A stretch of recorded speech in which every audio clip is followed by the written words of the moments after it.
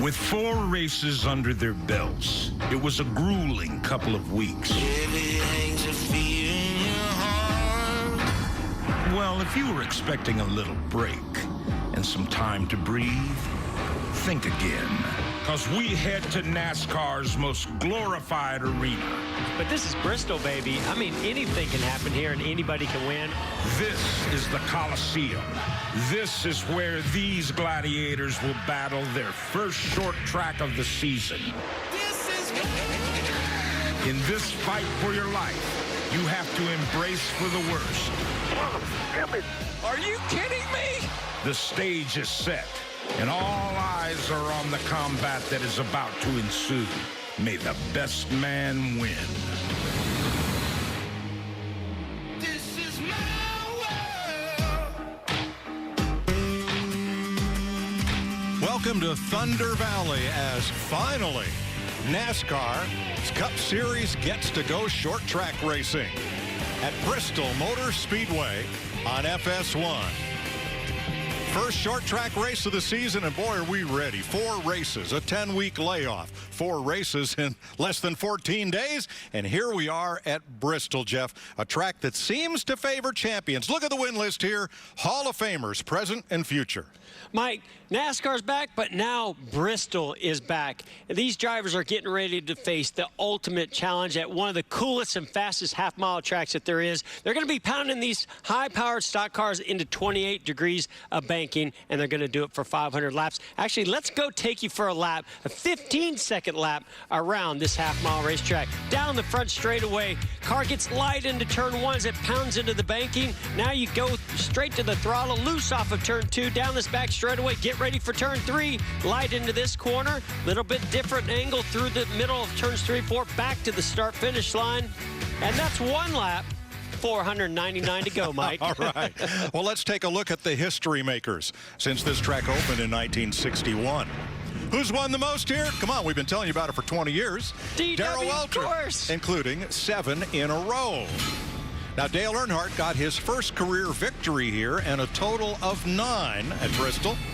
So, too, did Rusty Wallace. First win here.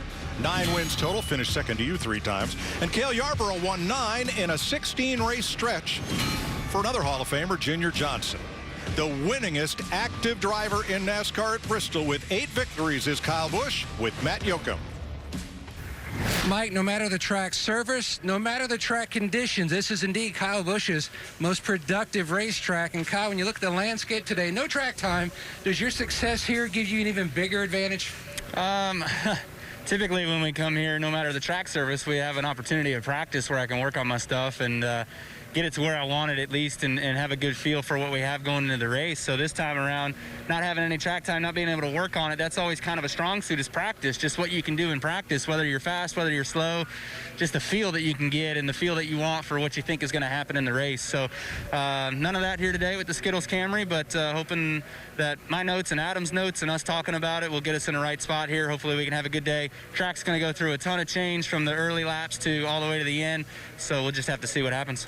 Well, Kyle chases win number 9 in Thunder Valley from inside row 4. The legend, Dick Trickle, said of racing high bank short tracks, it's like, ow, oh, flying jet fighters in a gymnasium. It sure is, Mike. Jeremy Mayfield said, racing at Bristol is like spending 3.5 hours in a clothes dryer. And by the time you're done, somebody's lost a sock or 2. So let's bring in our crew chief, Larry McReynolds. Larry, you got a very small box of adjustments. And as Kyle said, no practice, no qualifying, a lot of question marks. And Mike, when you're trying to make adjustments or changes, a caution lap goes by about as quick as a race lap. And the last thing I want to do is make adjustments that's going to slow my pit stop down. Larry, I'm out there running 15-second laps. My heart rate is through the roof. The adrenaline, I'm frustrated with my competitors. My race car's constantly changing. And you're going to tell me I got to come to a different pit road under green than caution. My head's spinning right now. Jeff, help me help you. I've got a lot on my plate. I'm trying to make adjustments to a race car that's not turned a single practice lap. Plus, also, you're giving me feedback that's changing about every 10 laps. You don't have to work with me. Just don't work against me, please. Boys. We're going to go to Van Sant, Virginia, and the Van Sant Church of Christ. Here is Pastor Mike Rife with today's invocation. Let us pray. God, we know that you can bring peace to the troubled, comfort to the hurting, restoration to the broken, and protection to the oppressed, and unity to the divided. And God, we seek you for these things today for our homes and for our nation. Peace, comfort, restoration, protection, and unity. And these things do not come from the outside, but they come from within our own hearts. We thank you for this race, its host and its sponsor. In Jesus' name, amen. To perform our national anthem, here is platinum-selling international recording artist, singer-songwriter Edwin McCain.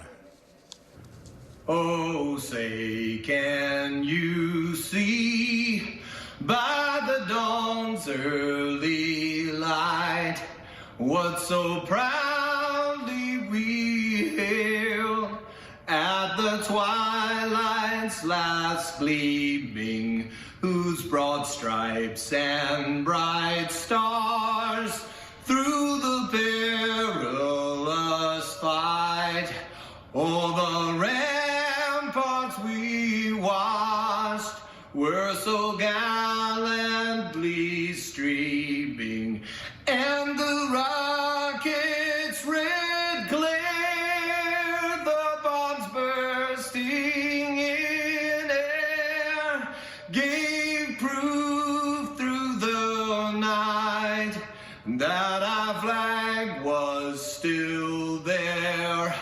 Oh, say was that star-spangled banner yet wave? Oh, the land of the free and the home of the brave.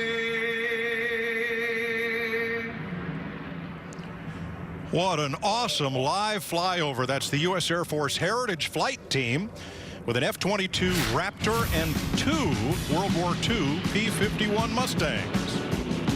Thunder Valley has hosted stock cars since 1961. There's Petty Pearson Yarborough et al., and it has always been a sight of excitement.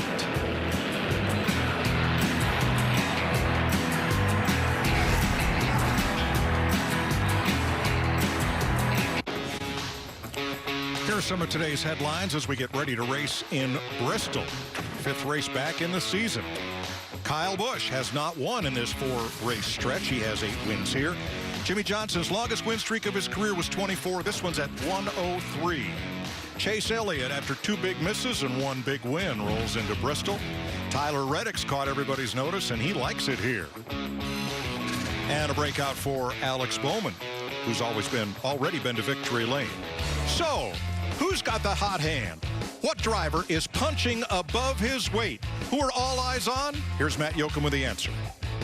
Ricky Stenhouse Jr. always brings excitement here to Thunder Valley, a pair of second-place finishes. And, Ricky, you told your team that it was important to get a great run in Charlotte before Bristol. Why? Well, we were on a downhill slide there pretty quick the first 3 races back, but we definitely had a really solid run at Charlotte with our Kroger Camaro. Looking to do the same thing here. It's going to be treacherous out there to start with no rubber on the racetrack, but it's Bristol. I love it here. Got a couple second-place finishes. Looking to get one step better. Thanks, Ricky. Mr. Excitement. Ricky Stenhouse. Hey, you want something exciting? Try this. You can win cash during today's race. Download the Fox Bet Super 6 app. Play for free. Correctly pick how 6 drivers will finish. And the rollover is now up to $70,000. Come on, somebody. $70,000? Somebody hit this thing. Well, I'm ready. I've got a few on my list of ones to watch here, Mike. Now, I'm not saying that I'd place a Fox bet for these to win today, but they'll certainly could surprise a lot of people. The first one is Matt DiBenedetto. Last August, Matt led 93 laps, finished second at Bristol, just coming up short, and now moves over to the Wood Brothers. Can he continue that success? Another driver, one of our rookies, Christopher Bell. He's a short track ace who loves Bristol. He won one of the Xfinity races last April. And don't forget, he's driving for Bob Levine Racing, the Levine family racing, that car that Matt D finished second. And Tyler Reddick, another one of these rookies that just loves this racetrack. Impressive run earlier at one of our shorter tracks at Phoenix. I expect him to be impressive again here today at Bristol. And Chase Elliott kept everybody up late in Dawsonville Thursday night when the siren went off. Let's go to the state capitol in Nashville. Hey, everybody. Tennessee Governor Bill Lee here. From Bristol to Memphis, it's NASCAR time in Tennessee. Drivers, start your engines.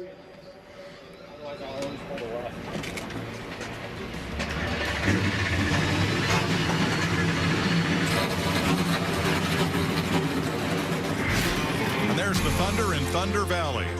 Bristol, where the state line runs right down Main Street. Birthplace of country music and where everybody's a race fan. We're ready to race on FS1. Well, this place is just full of all-time greats. Bristol, let me hear you. Are you ready? I'm a bad man. Ain't no fire to say like that. It's so bad. But you can't take me 'cause you make me. I'm a bad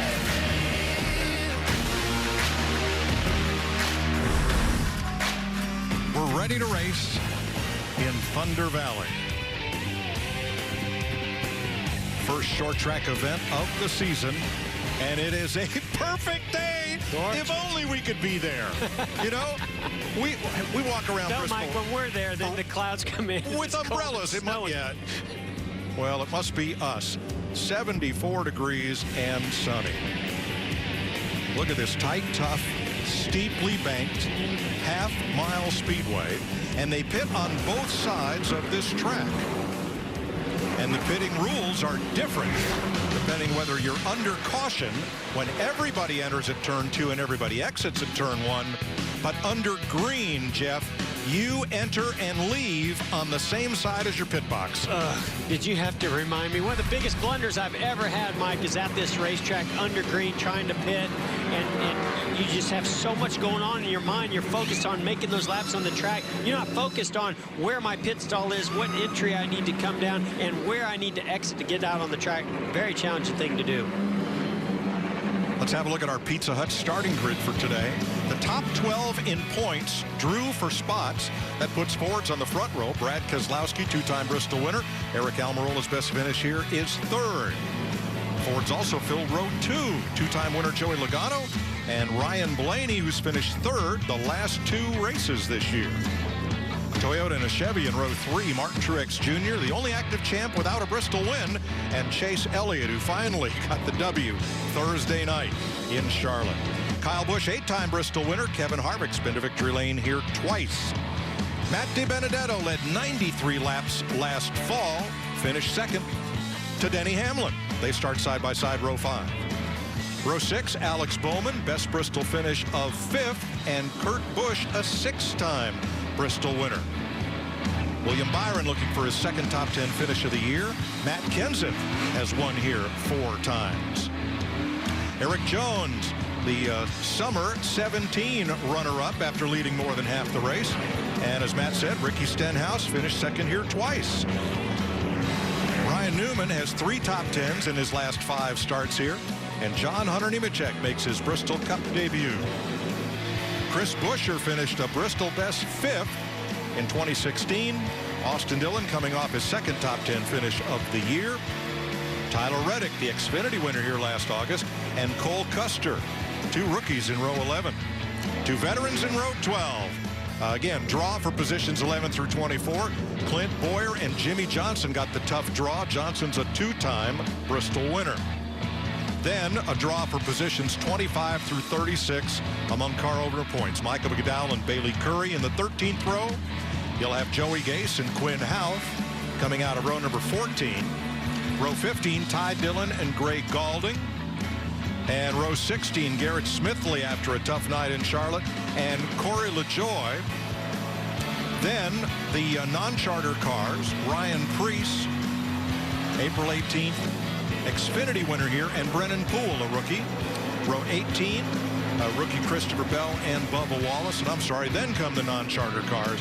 Daniel Suarez, who finished 8th in both Bristol races last year, and Timmy Hill, who brought out the mystery caution at Charlotte when he ran out of gas and they had to push him to the pits.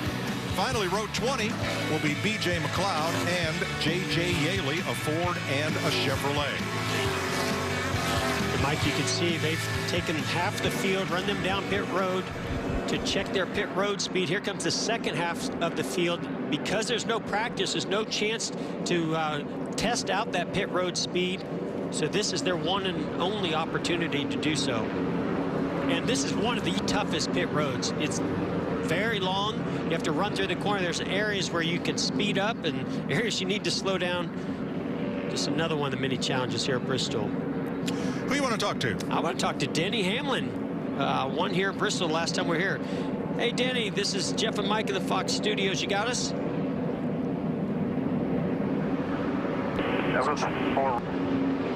Let's see if we can't try him one more time.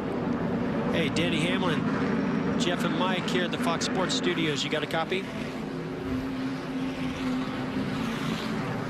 Okay, looks like... well, we heard some chatter on the channel. They may have switched channels after we confirmed the audio hookup. Yeah, we'll do some checking, see if we can't get back to Denny before we go back green.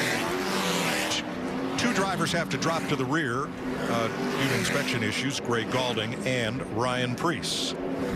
Larry Mack? Yeah, Mike, a few years ago, Bristol Motor Speedway was the first track to use a traction compound. It's to increase the grip, and it's around the bottom of the racetrack, about 4 feet off the bottom, around both ends, and it should create two grooves of racing. But with no practice, who's going to venture down there and test it first without any heat in it? Now let's take a look at our race analysis. We're going to go 500 laps, 266 miles. The stage lengths, 125, 125, 250 to the end. Watch this one here closely. Pit road speed, 30 miles per hour. There were 22 pit road speeding penalties combined the two races last year. The fuel window, 150 to 160 laps. 2 competition cautions at lap 20 and lap 60. And Mike, the rule is you cannot fuel the car until that first competition caution at lap 20. Larry, it's kind of rare that we see 2 competition cautions, so let's check in with Matt Yoakum on pit road. Now, Mike, you're right. It is the perfect day, but Ryan Blaney told me the key today is to not chase the perfect race car. Be compromising. Focus more on the smaller areas. A great pit stall here on the backstretch in turn 3. Keep your eye on the 12. Maybe today's his day. He gets his first Bristol Cup trophy. Blaney coming off double third-place finishes in Charlotte, coming off 4 finishes outside the top 15 prior to that. I'm really anxious to see when these drivers hit that traction compound the first couple laps, when it doesn't have any heat in it, doesn't have really any rubber laid down on it, what kind of grip it has, because you have to make a choice, and you've got to be committed to that choice. Whatever line you take going into the first couple corners, you're driving in there so hard and fast. If it doesn't stick, it's trouble. Any surprise that Brad Keselowski, our pole sitter, would choose the outside? No, because I think he just has questions about that traction compound, so he wants to be away from it for the first couple laps and be in that middle lane. But I think, we're going to see cars gravitate down to that bottom lane right away. Lights are out on the safety car. It's going to dive to pit road, and we're going short track racing. Oh, yeah. For the first time in 2020.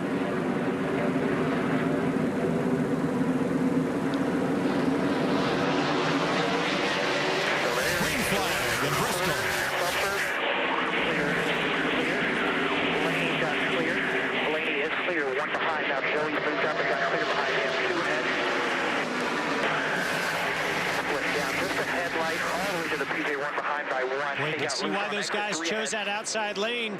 Eric Almirola, who sat on the front row, is all the way back to, what, 5th, 6th spot? One car already got up into the wall between 3 and 4 at the back of the pack, but we stay green. And I didn't see a big moment out of Eric Almirola. It just didn't have grip. Now, there was a big moment right there in front of Eric Almirola. I think that's the 19 of Truex jumped sideways.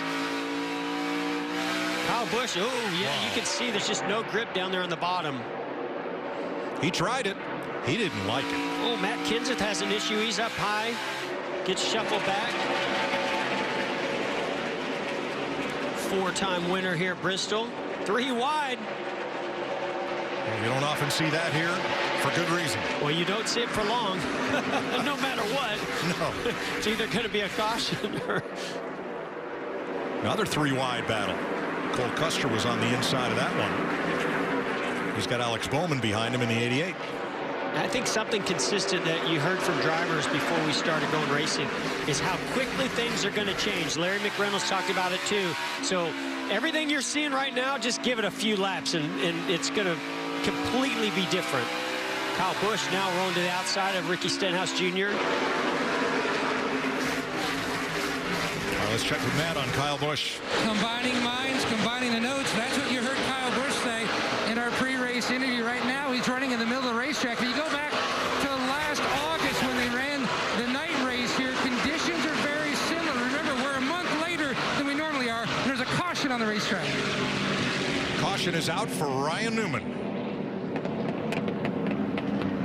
Not seeing any damage yet. He was running 22nd. Well, we saw he was one of those drivers that was 3 wide earlier with William Byron. He had been running on the inside, Jeff, trying to gain some ground. Let's see here. It's like turn 1. By himself, dives to the bottom, just hooks some of that traction compound, and it just turns around on him. Again, Mike, you're committed. You dive in there, and when you get to the center of the corner, you're going back wide open. If the back end steps out, it's very difficult to catch it. Now, we have a competition caution coming at lap 20, as Larry told you. Teams cannot fuel at this point. First yellow flag of the day didn't take long. Brad Keselowski from the pole is your leader.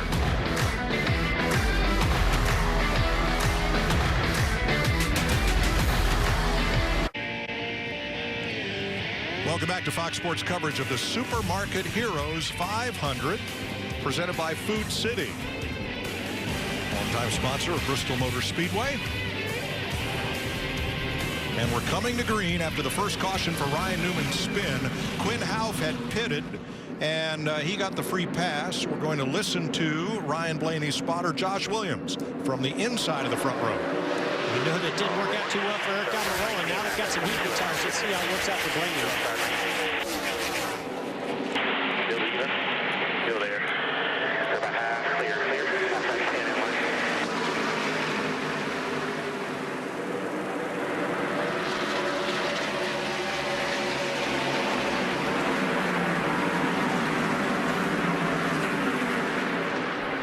Christopher Bell picked up 10 spots before the caution flag. Now he's grabbed another 4. He is flying at that 95. Well, and I expected him to fly. He loves this racetrack. I mean, the kid is just so smooth and loves to attack these high bank corners.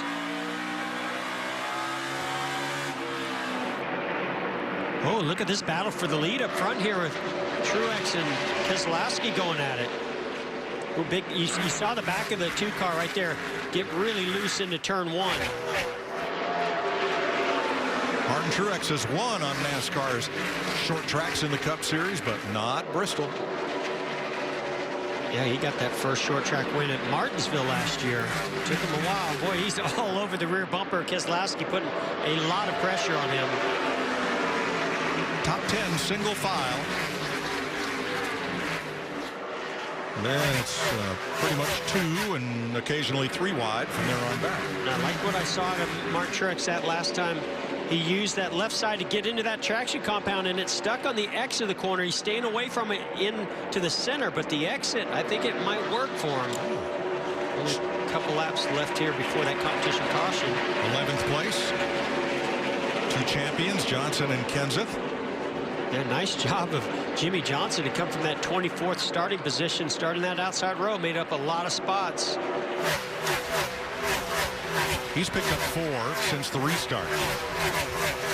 Okay, we'll cycle through lap 20. And then NASCAR should issue the competition yellow, the first of 2 that we will have today as we come around to complete lap 20 now.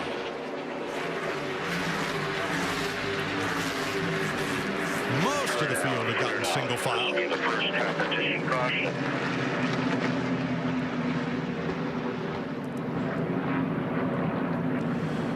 Well, we've already had some contact. For example, Ricky Stenhouse and Austin Dillon. Oh, Ricky Stenhouse Jr. I don't know if he meant to go up there to try out that top groove. Now he and Austin Dillon side by side. You can see Austin wanted that center lane, and Ricky, you held him pretty tight there.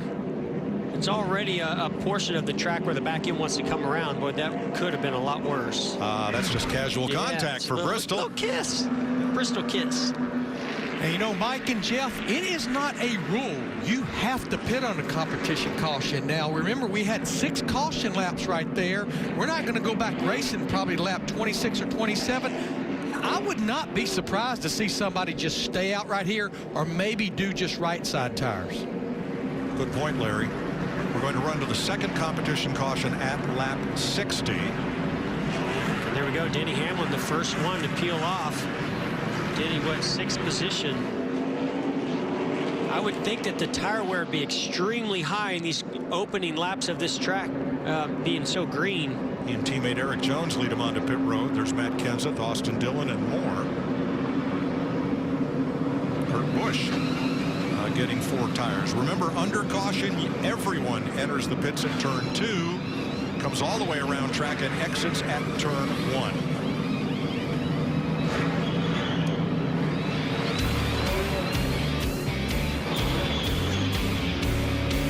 We're under caution for the first of 2 competition yellows in Bristol.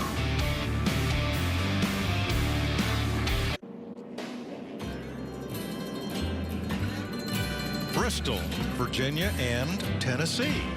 One downtown, they share it. Right down the yellow stripe of Main Street is the state line. Beautiful restored train station. Train doesn't stop here anymore. But stock cars do, and drag race machines. And they light up Thunder Valley. You saw that card stunt with a packed house, 160,000 fans, and folks, we wish you could be at Bristol today. Hopefully soon. Fans back to the track. We're just happy to be racing. Here's today's Ford Performance Track Facts. 37 different victories for Ford with 18 different drivers. Fireball Roberts won the spring race here in 1963. Kurt Busch won the summer race here in 2018. Most wins in a Ford, Rusty Wallace and Kurt Busch, 5 each.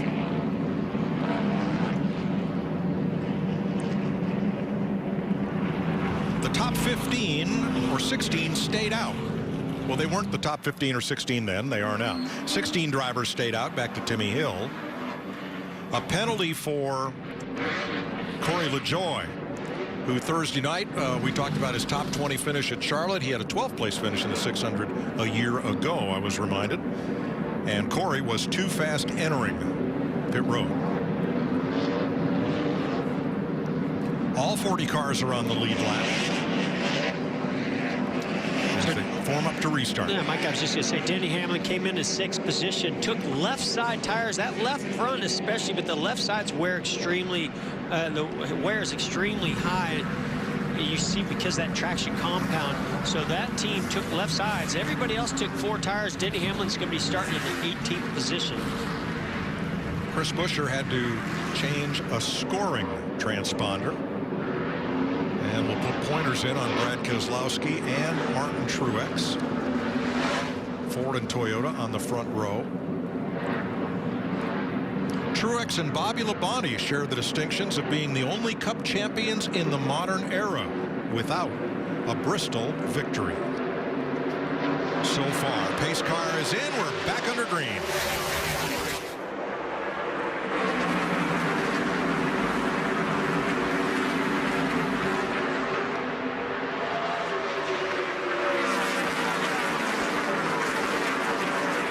Eric Almirola going by. You see Truex stuck in the bottom lane. Here comes Kyle Busch. Before that caution came out, Truex was working on our leader, Brad Keselowski. Now all the way back to fourth. About an 8-mile-per-hour difference outside to inside on the restart. Kevin Harvick around the outside of Joey Logano in orange, and here comes Stenhouse.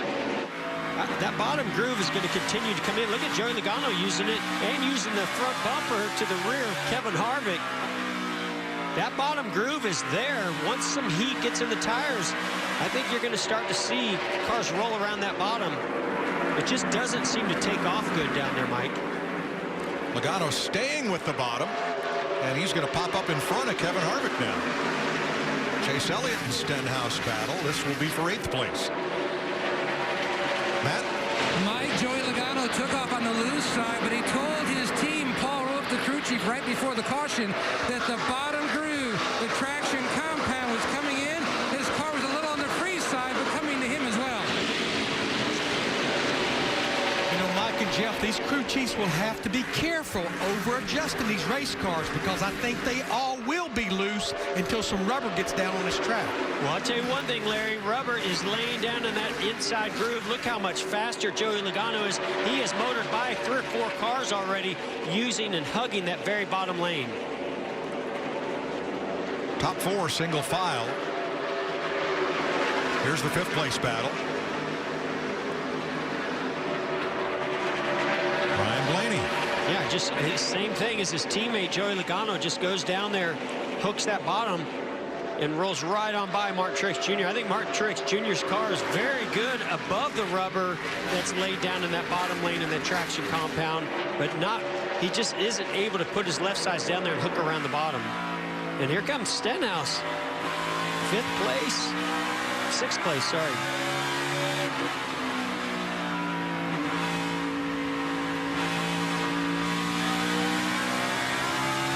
Kevin Harvick trying to get past Truex for 7th.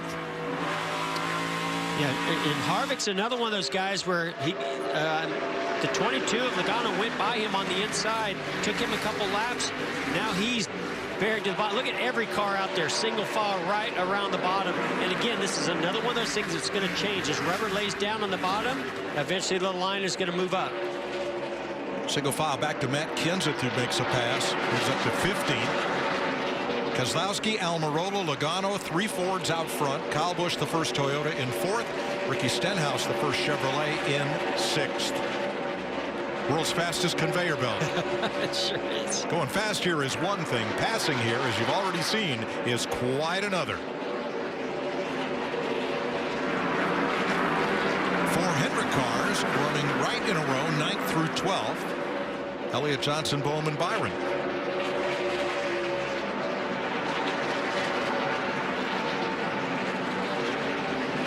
And lapping has already begun, Jeff, on any short track. It just goes by so fast, these laps, Mike. And when your car is off, if you've not had practice, it's really easy to go down a lap very early.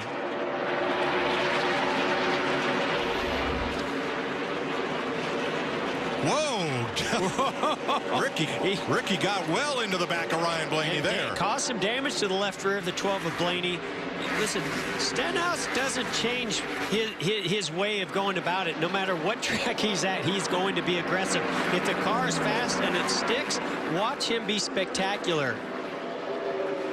Well, we used to call Jimmy Spencer Mr. Excitement. It started back in his modified days. We may have to hand this to Ricky Stenhouse. I definitely am pretty fearless no matter what. So, you know, with a great race car, you're able to, you feel confident and more comfortable to put it in different positions. You know, sometimes you make mistakes, but, you know, all in all, I've felt really comfortable. Come to Bristol, my best racetrack, my favorite racetrack. If our cars are, you know, driving as good as they have been, I feel like we're going to have a shot at the win. Stenhouse is on the march. Here's what happened a couple laps ago. As Well, Ryan Blaney checked up for a lap car. Yeah, Blaney looked like he got in there a little bit hotter than he wanted to, got up the racetrack and was trying to hold it on the bottom, had to slow down a little bit more than he probably wanted to, and Stenhouse, he was just going to try to take advantage of that opportunity.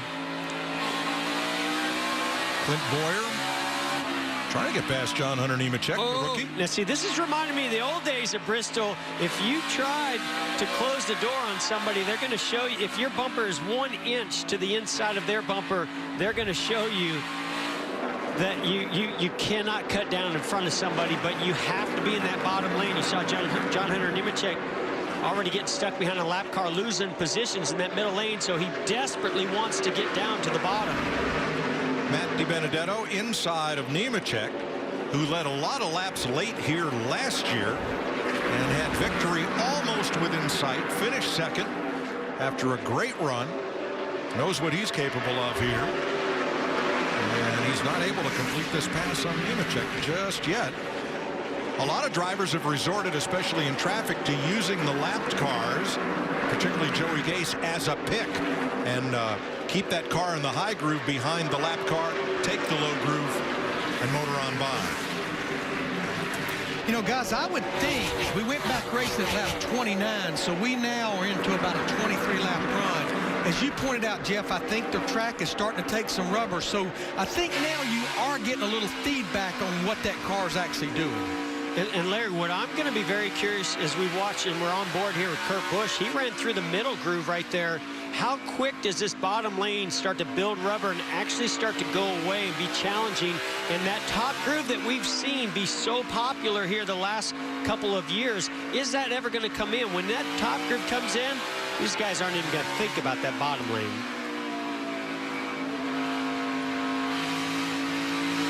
5 laps to the competition caution. You know what gets real work out here? That throttle return spring. It sure does. I mean, it really, there's just a rhythm. It's almost like a dance, you know, where you go into the corner and you wait for that car to take a set as we see a battle for 8th place. Chase Elliott going by Kevin Harvick. You get into the throttle, you just lightly get in the brakes, let that car settle in that banking and hook. As soon as it hooks, you're back to the throttle.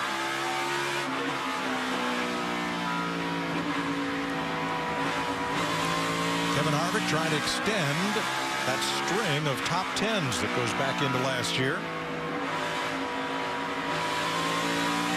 You can hear that slight hesitation, Mike. You know, that footwork, you talked about those throttle springs. You heard Kevin Harvick. He wants to go to the throttle earlier, but he's just not able to do it. Now here comes Jimmy Johnson with a run.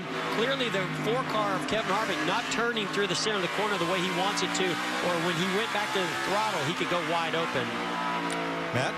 Harvick just cannot put the throttle down on exit, and Rodney Childers will tell you the ability to adapt to the line others are not using is even more significant here at Bristol with Kevin Harvick, and you saw him going up to the grind, just testing to see what the grip is there. Keep an eye on Harvick when we get pit road, because he had an issue with his lights on section 4 when they were checking their lights. That could be a concern. And the competition caution flies now that we've completed 60 laps.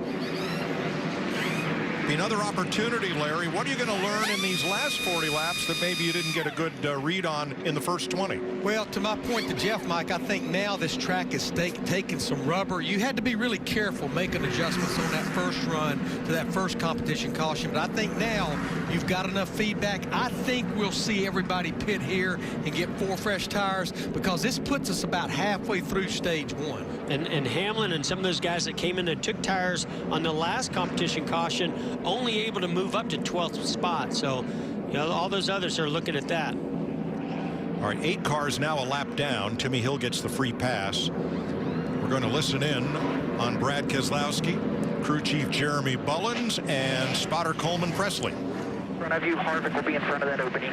Open this time, green light. Pits are open.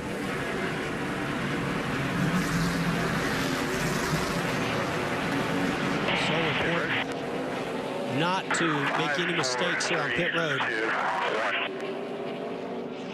It's just so costly, this track, this pit road, Matt. And Keselowski is in. His car was on the free side, but he didn't want to make any adjustments. He wanted to see what his car would do in the traction compound with sticker tires. Meanwhile, over on the front stretch, Kyle Busch, his car was loose.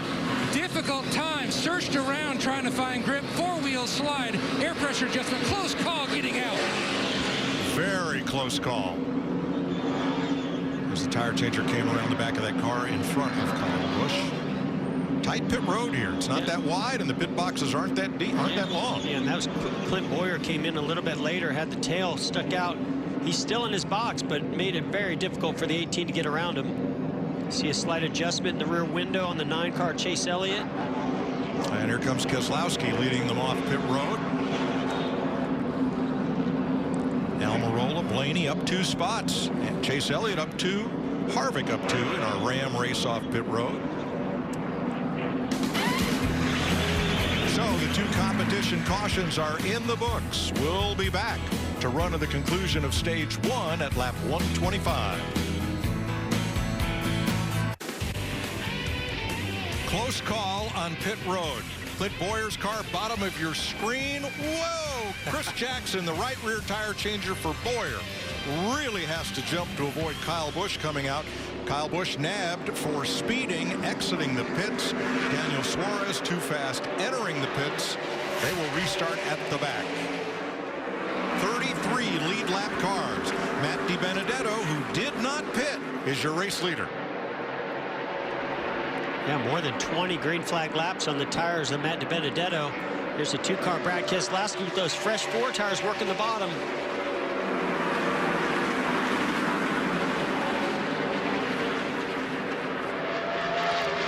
Keselowski back to the lead, all double wide behind him. Only because they don't have a choice. I think they'd all love to be in that very bottom lane on these restarts. So, you see Truex goes up the racetrack, almost clips his teammate Hamlin. He has not had an easy day of it so far. Boy, it looked so good in the opening lap. So when he was about to take the lead from Brad Keselowski, nothing's gone his way since for Truex.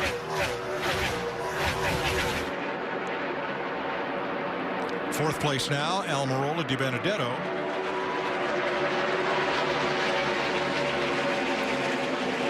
Matt D hanging tough on the outside after leading 93 laps here last summer. And I just wonder if Matt DiBenedetto might have been a little bit better off taking that inside line because he had the hot tires from staying out. Maybe that inside lane would have been better for him.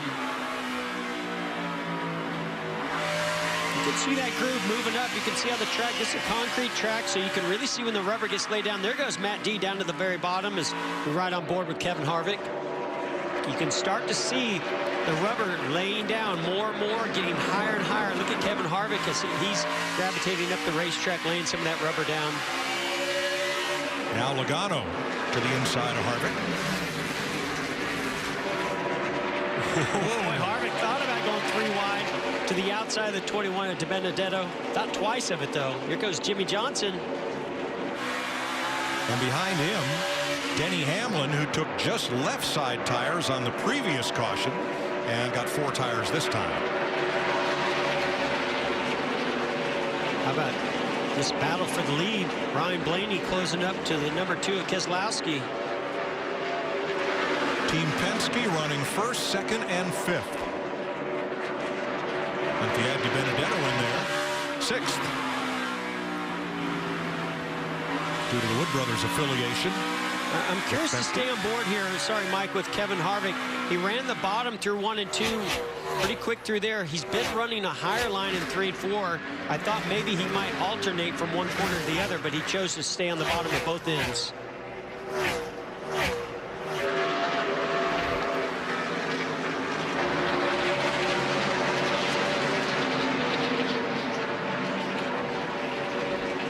Mike and Jeff, I'm not a bit surprised to see Ryan Blaney in that 12 running well here. He has a win in the trucks, a win in the Xfinity Series, top 10 finishes 4 of the last 5 Cup races, and he has led 100 or more laps in 3 of the last 4 races. He just hadn't been able to close the deal here. Well, the guy that did close the deal last week, or sorry, on Thursday at Charlotte was Chase Elliott, his buddy, so he's starting to come up into the top 3 there with Ryan Blaney. Look at this battle here with William Byron to the inside of Cole Custer. Took those 2 rookies 3 wide. Behind them, Chris Buescher is moving up. Buescher had a long pit stop, having to replace a scoring transponder.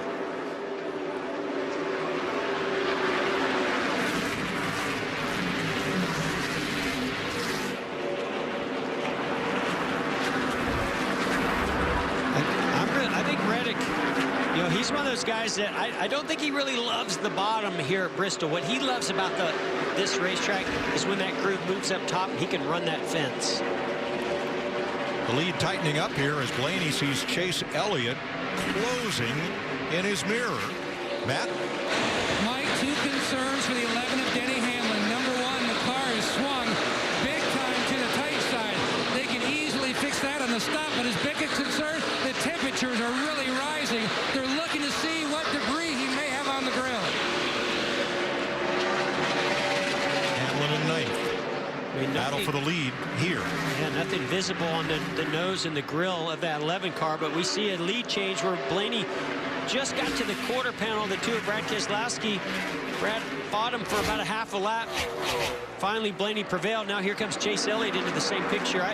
Even when Brad's had the lead and has been able to pull away, you can see that back of that car is pretty unstable.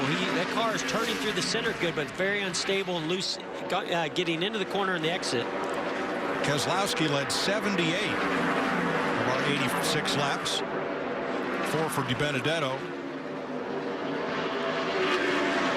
Blaney, Elliott, 1 each.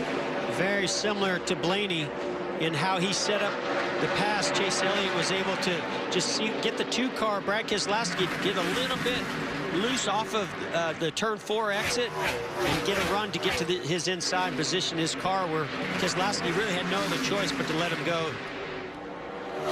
Elliott is bad fast. He has the race's fastest lap after 87 circuits. As Blaney tries to drive away. 37 to go in our first of 3 stages in Thunder Valley. NASCAR is back. Short track racing in Bristol. 97 laps complete in Bristol. Aerial coverage provided by Goodyear, recognizing those who are starting to help us all move forward again. Goodyear, the official tire of NASCAR. Ryan Blaney's been out front for the last 15 laps. Chase Elliott trying to chase him down. Brad Keselowski 3rd, Eric Almirola, Joey Logano, the top 5.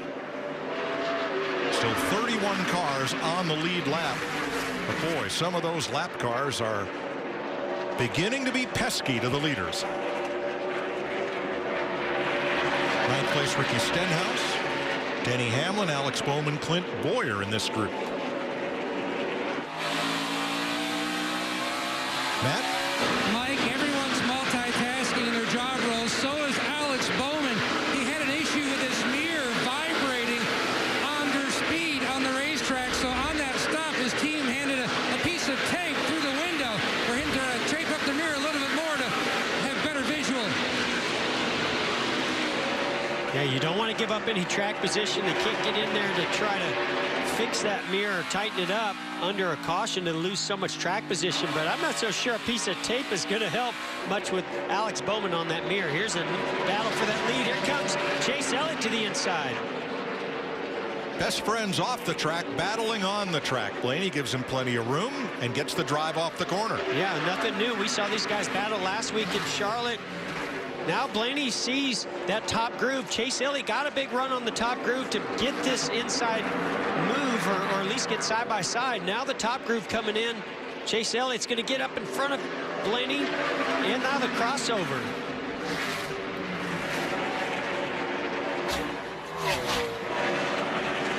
Now Elliott secures the lead.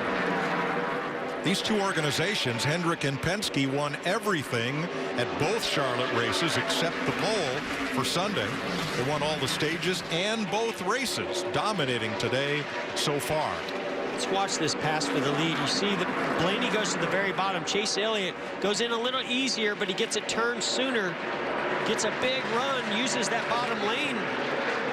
And to me, it's just if you try to stay on the very bottom, it's very hard to complete that pass and to get the speed off the corner. And that's what Chase Elliott did. Is very patient in the entry of the corner. You see here, Blaney goes to that high line. He saw where the 9 of Chase Elliott was experimenting up there. He thought maybe I can find something right there. He goes a little bit too high, allows the 9 to slide up in front of him, but he wasn't going to give up yet. Now Chase Elliott goes back up to the top.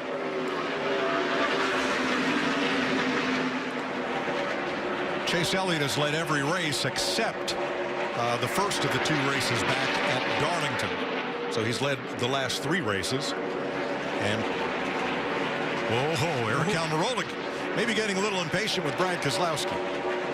I think the track is changing a lot. The balance is changing a lot right here, Mike, because we're seeing guys have a harder time keeping their cars glued to the bottom.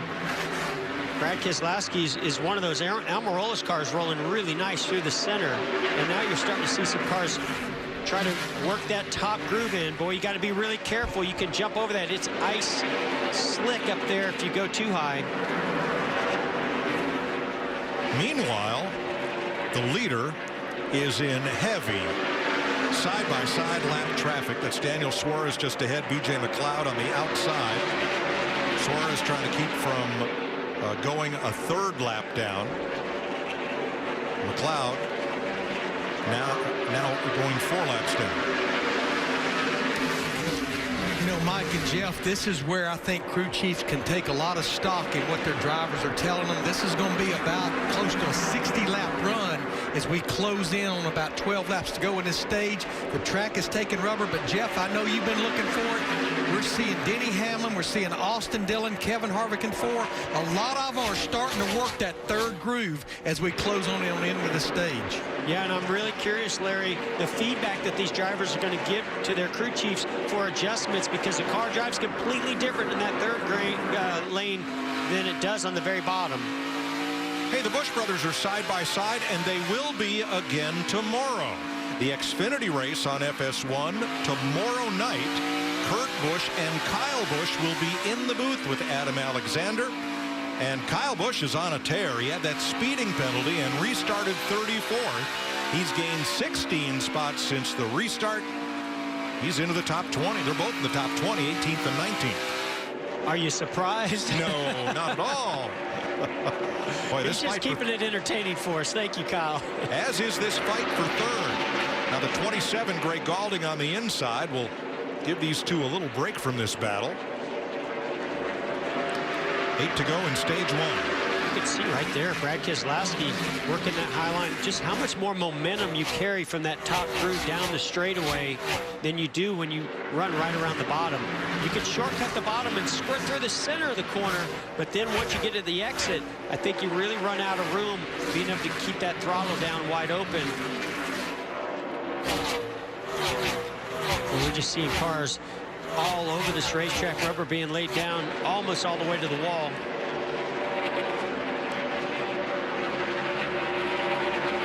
Chase Elliott trying to get around Corey LaJoie. And Ricky Stenhouse working Jimmy Johnson. This is for 8th place.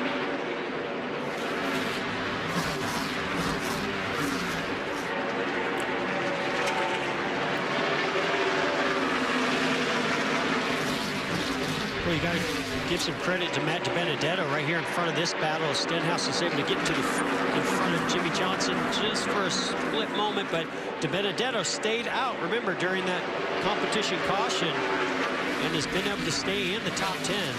Yeah, I think this will be a huge game, but I think it was Greg Irwin, his crew chief's plan.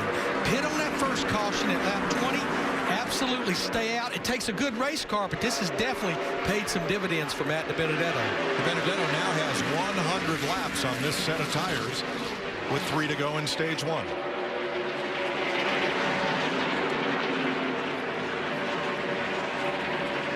Yeah, that's going to be a huge gain for Greg Irwin, because DiBenedetto was 25th when they made that call to stay out. Stenhouse working DiBenedetto for 7th. Right now, Hamlin would get the final stage point. He is the 10th place car, looking for more. As Chase Elliott comes around. Ryan Newman just ahead is the last car on the lead lap, and that's how we will complete the stage. For 8th, Hamlin, Stenhouse 9th, Johnson 10th as the stage ends. Got a minute to catch your breath. Chase Elliott, a winner in Charlotte Thursday night, stage 1 winner today.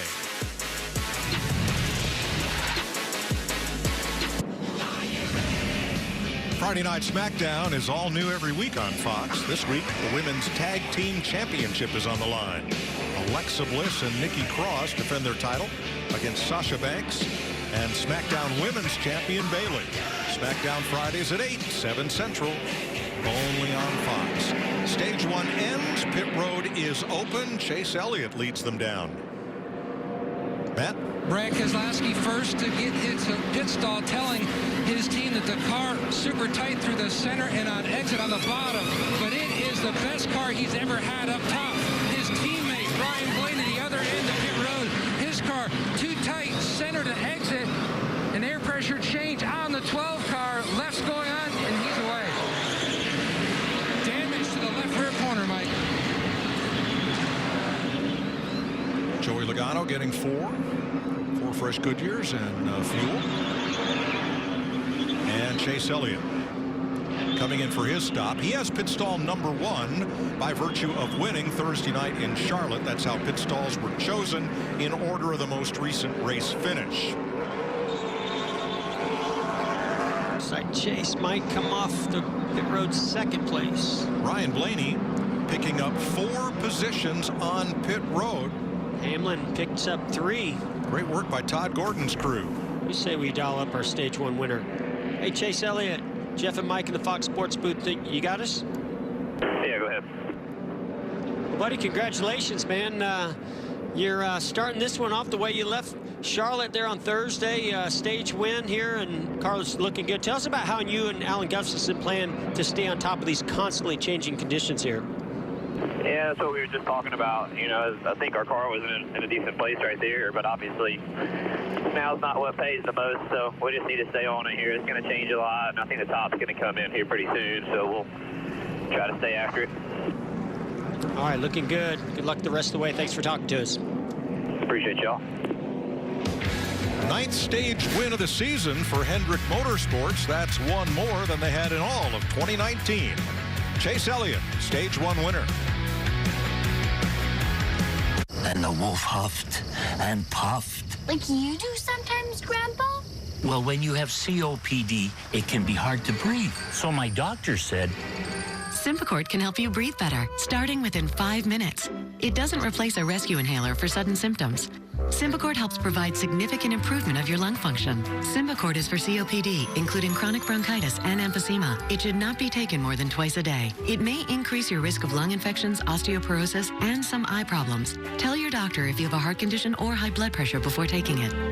Symbicort could mean a day with better breathing. Watch out, piggies! Ask your doctor if Symbicort is right for you. If you can't afford your medication, AstraZeneca may be able to help. We're here for a reason, and it's bigger than selling cars. We're here to build for the people who build and shape this country, who work hard, who do right by others, who never give in. There's always some new challenge trying to take us out, to shake our resolve. And if you're out there fighting through it, we know 260,000 people who have your back. Okay, where were we? Yeah, I'm done after this meeting. We're just going over how people who switch to Progressive can save hundreds.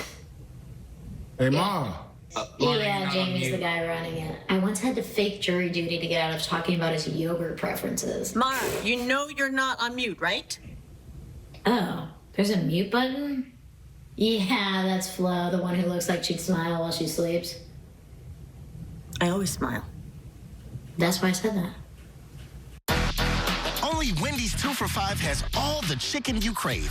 You can choose from the spicy or homestyle chicken sandwich, crispy or spicy 10-piece nuggets. But let's be real, you're gonna get those 20 spicy nugs for $5. Only at Wendy's. Crack open summer with the taste of freedom. Budweiser's red, white, and blue camo cans. Available for a limited time only. In stores now. With Armor All, a little bit of this protects you from a lot of that.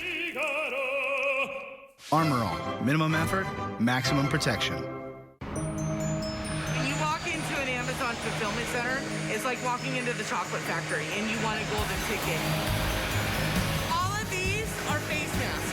This looks like a bottle of vodka. When we first got these, we were like, whoa! My 3-year-old, when we get a box delivered, screams, Mommy's work. Mommy's work? With this pandemic, safety is even more important to make sure we go home safe every single day. Matt DiBenedetto too fast entering pit road, so he'll restart at the back, as will Alex Bowman, who came in for a second stop to tighten lug nuts, or retighten lug nuts.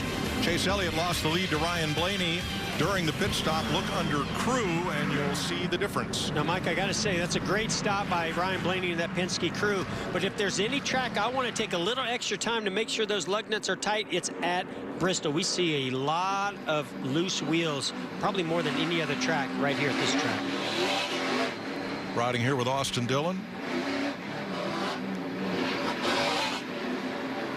9 speeding penalties so far. We're going to listen in on Brad Keselowski and spotter Coleman Presley. Car number 2 on the restart. They will restart 4th. Here we go. Still there. He's being pushed inside of you. Still there, Chase. He's released. Still there. Still there. 10's half up you. The 10 did get clear in your mirror. Still there, George. Still there. Bumper on the line. Bumper on the line. Bumper on the line by quarter.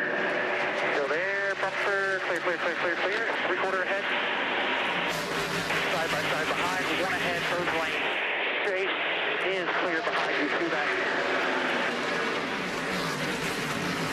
Everyone on bottom. 1.5 behind Chase, who is clear now, too. Joey Logano trying for 4th on Eric Almirola. Logano's had pretty good luck on the inside. He has, but I think we're starting to see 2 groups really form here. But Logano moves ahead of Almirola for a split second. Let's see as they go down here into 1 and 2. Seems like 1 and 2. Yeah, I thought that Almirola might be able to prevail there, but Jimmy Johnson now comes into the mix. Almirola is going to have to get to the bottom. And does, ahead of Jimmy Johnson, whose crew took a big swing at it on that pit stop. He came in 10th. Restarted 6th. That's where he's running. Well, and you know, this is a team that really needs a good, strong run to get some confidence building. I mean, not that a 7-time champion needs his confidence built up, but as a group, as a team, they've had a couple rough races, and they got to get on a roll. This is Jimmy's final season, and we all know what this guy's accomplished in this sport. Boy, wouldn't it be great to see him turn things around and get back to Jimmy Johnson fashion here this season. Remember, due to the way the starting grid is determined, Johnson began this race back in 24th alongside Clint Boyer. He needs to climb 1 spot in the standings to be able to draw with the top 12 for next Sunday's race. Yeah, and if you remember, when we stopped racing for those 10 weeks, Jimmy Johnson was 5th in points. So coming back to racing, you know, we've documented some of the issues that they've been through, but it has really hurt them in the point standings.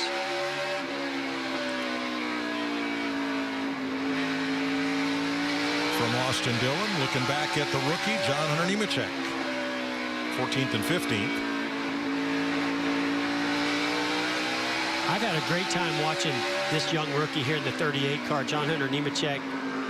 You know, he's impressed me in the past, the Xfinity and Truck Series, but you know, when you move to this level, Mike, you go, okay, you know, these are the best of the best. Show me what you can do now against this competition. Well, he's impressed me. The kid can drive, and this is a physical track. He's also very physically fit. Agreed. Update on Alex Bowman on their pit stop. They cross-threaded one of the lug nuts. Had to come in and replace that. And Bowman started at the tail end of the lead lap, 30th, and has only gained 1 spot in the heavy traffic here. And again, I go back to why it's so important to have those lug nuts secured and tight up against that wheel, because all it takes is one loose lug nut here for that wheel to come loose. So much load in these high banks that it forces that wheel to come loose very easily. So smart move on their part to come back and make sure it's secure. Ryan Blaney has led 100 laps or more in 3 of the last 4 races here. And I got to stand up for Ryan. We had a laugh at his expense after the race Thursday night when he tried to get his sponsor some exposure and take a drink from his drink tube with his mask on. Yeah, I've seen some stuff on that of, you know, did you not realize your mask was on? Of course I realized the mask was on. I thought it was funny. And so did we. Yes, we did.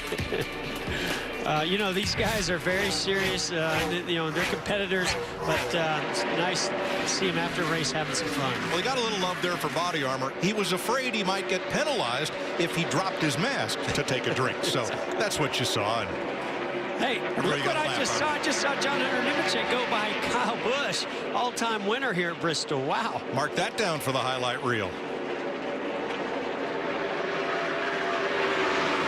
The pass was for 13th place. And after Kyle Busch had that speeding penalty, came up through there, I thought we'd see him continue to just march right to the front.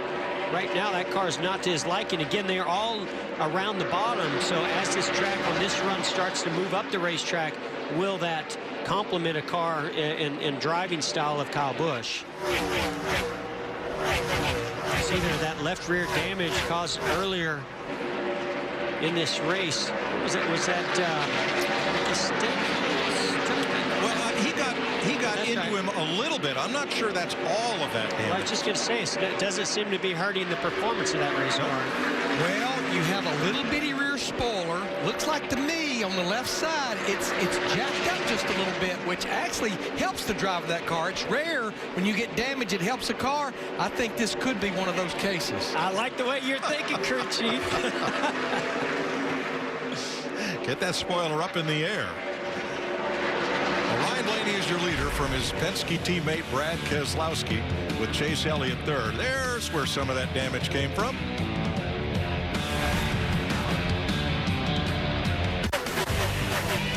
And just like that, we're at 1/3 distance in Bristol. We'll update you on the Coca-Cola family of drivers. Joey Logano 4th, Denny Hamlin 6th, Austin Dillon and Bubba Wallace in the top 20. Ryan Newman still on the lead lap as well, and Daniel Suarez is down 2. This battle's heated up for 4th. Eric Almirola has been all over him, right up to his bumper, everything but against it. Yeah, this has been an awesome battle to watch, because if Joey Logano just slips up off the bottom down in 1 and 2, the slightest bit, you see the 10 car of Almirola close in, but they run about the identical lane down here in 3 and 4. It's really when we get down to 1 and 2 as we see this lead heating up, as Keselowski's really using that top lane. He talked about how good his car is up top. Oh, Blaney might jumped over the edge of that grip level there. Trouble on Bailey Curry, who's tagged the wall. He's going to make it back to pit road without incident, and we stay green. You know, Jeff, we anticipated this. This racetrack just keeps getting faster. I think 19 of our top 20 turned their fastest lap about 8 to 10 laps after that last restart. How about William Byron? He has gained 10 positions since we restarted, from 24th to 14th. Yeah, great run for this young man.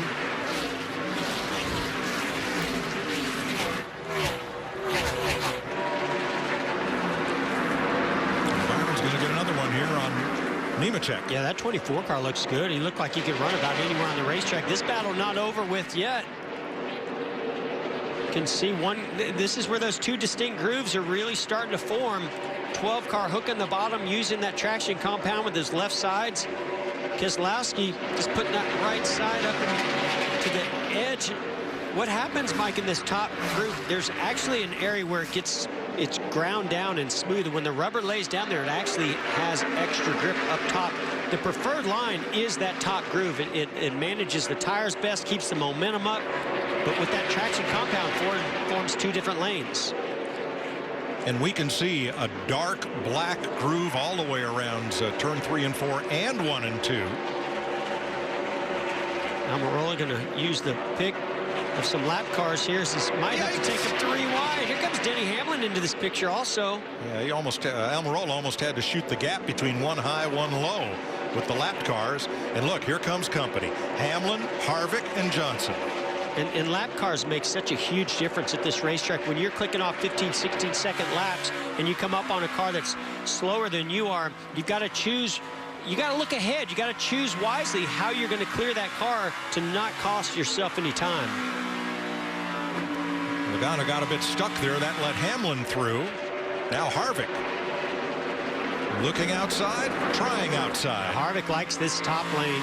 You can see that top lane creeping higher and higher and higher. As it does, it gets, you know, the edge of jumping over it, getting in the wall is going to increase, but it's also going to increase the speed up there. Xfinity race tomorrow here on FS1. Busch brothers in the booth.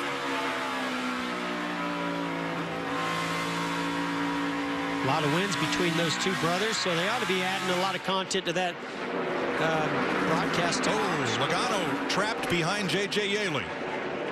Lost the spot to Harvick, and Johnson has a look. And Stenhouse is now coming into the picture. Now leader Brad Keselowski has moving chicanes all over the place.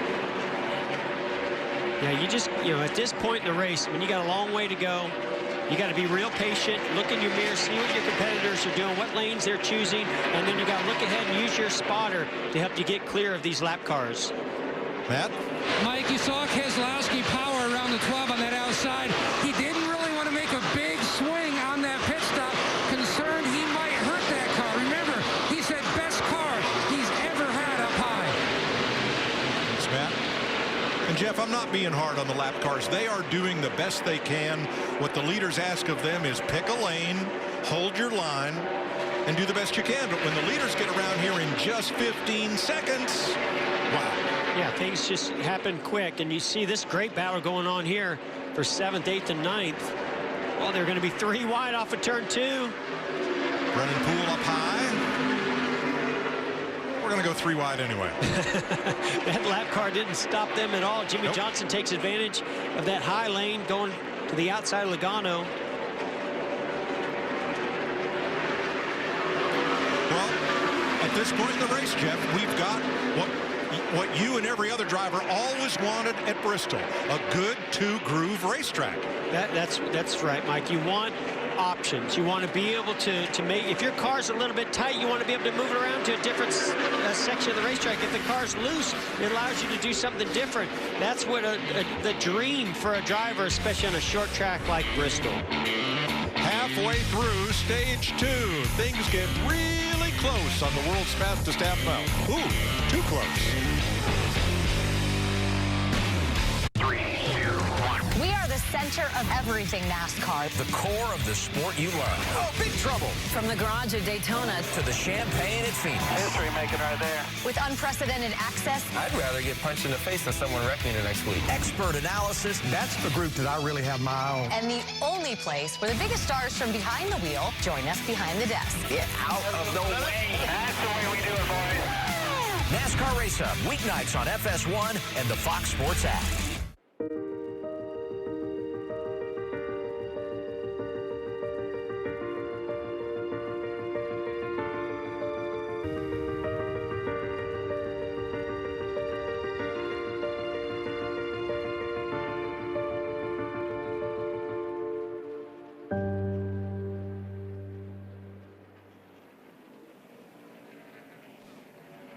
At Bristol, Tennessee, Ryan Blaney has crashed. Wow, heavy damage to the front of that Penske Ford. Nose ripped off of it. Running second to teammate Brad Keselowski at lap 200, and Ty Dillon got into it on the tail end. High hopes for Blaney coming in here. He has run at the front all day. Here's what happened. Battling with his teammate Brad Keselowski for the lead. goes to that high line, or he just jumps over the edge. That's what I talked about. You know, there's great speed and grip up there. And then, unfortunately, I believe the 13, here comes Ty Dillon. Yeah, just had so much momentum coming off of turn 2, tried to avoid him. So you see the car jumps out, gets loose, basically jumped the cushion, as we call it, and it's so slick up top there. Blaney does a good job not hitting anything. Well, it really looked like the 13, Ty Dillon, thought he was going to slide to the bottom. He was going to go by him on the outside. Riding with Kevin Harvick. Front end, easy. Go low, low, low, low, low, low, low.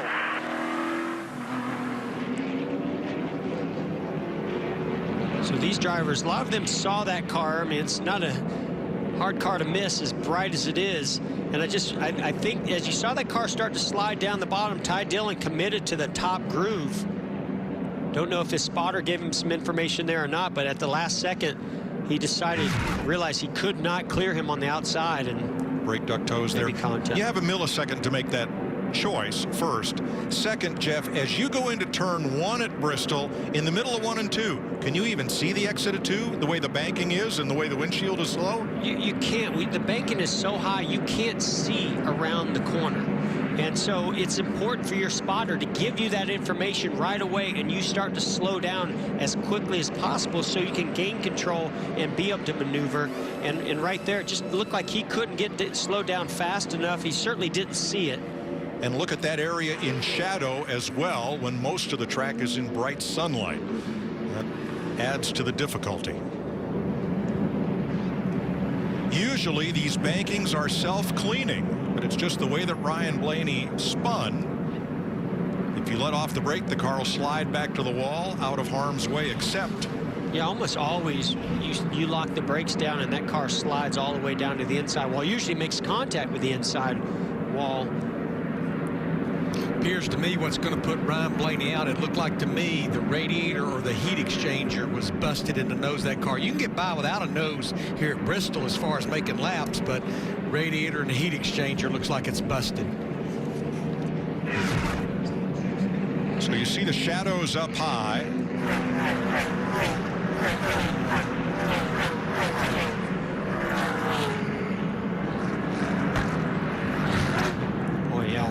I mean, you see Ty Dillon, he sees it, he gets on the brakes, but I think he just really felt like that 12 car was going to move down low. And once Blaney stayed up high, he just couldn't get the car to the left fast enough. What could have been a fairly harmless spin with very little damage turns into a drive to the infield and out of the race for Ryan Blaney. Mike, what this will turn into is everybody to pit road for 4 fresh tires. We're still going to have probably roughly a little over 40 laps to go at the stage when we go back racing. Somebody's made contact with the right rear of Denny Hamlin just in front of the wheel. And there's the damage to Ty Dillon's car from this one, Matt. And the Fords of Brad Keselowski and Kevin Harvick pitting just off turn 2. Keselowski, remember, they made that chassis adjustment the last stop. It did help the race car. Meanwhile, Harvick was calling for a much more significant adjustment. You can see it right there in the right rear, trying to keep up with the racetrack. Solid stop so far. Meanwhile, the teammate to Harvick, the 10 of Almirola, his car's been pretty much on the free side the last 2 times he's hit pit road. So the Stenhouse getting service. Denny Hamlin, Joey Logano into his box, and William Byron, Matt Kenseth. And finally, Chase Elliott down in pit stall number 1. This is that section through the corner you saw on your right of the screen, the 18 to Kyle Busch. That's where he got caught for speeding earlier in this race.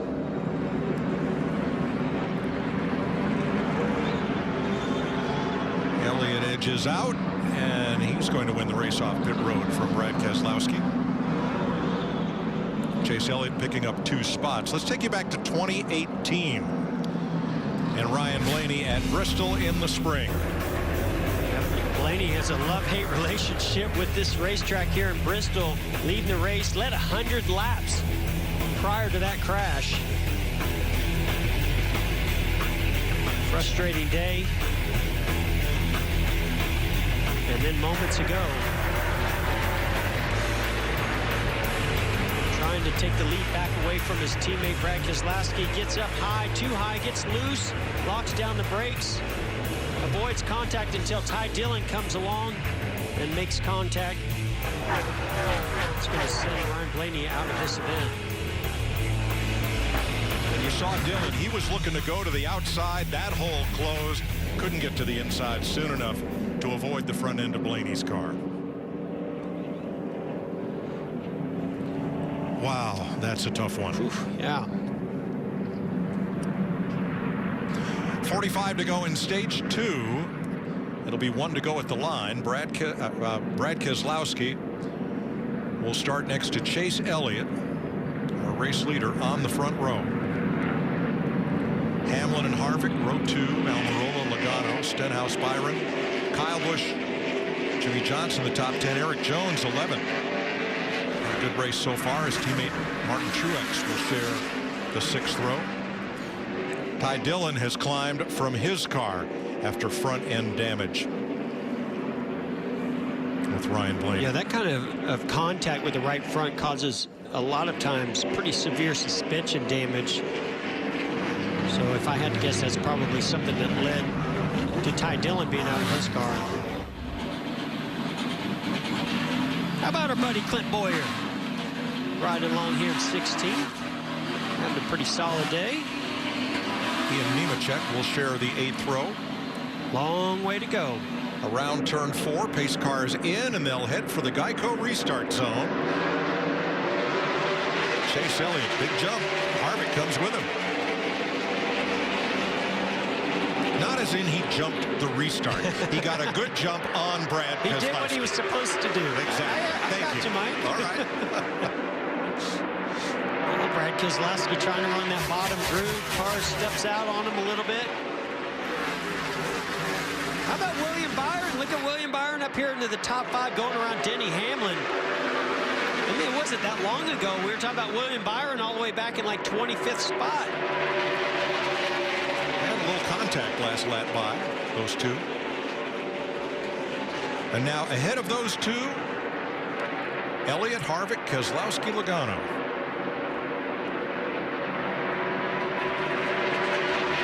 You know, again, we're going to watch this 2-car. Brad Keselowski is very happy with his race car, but he's happy in that top groove.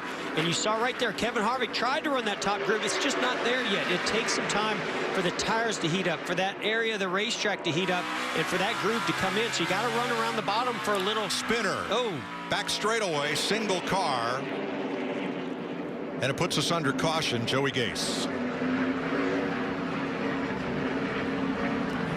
Yeah, I was just, saying that until these tire pressures build up and the heat in the tires, expand, it just is very difficult to figure out how to get your car to be good on the shorter runs. We know on the long runs that you want to be up in that 3rd lane, but on these shorter runs, it's hard to really pick which way or in which area of the track you want to run.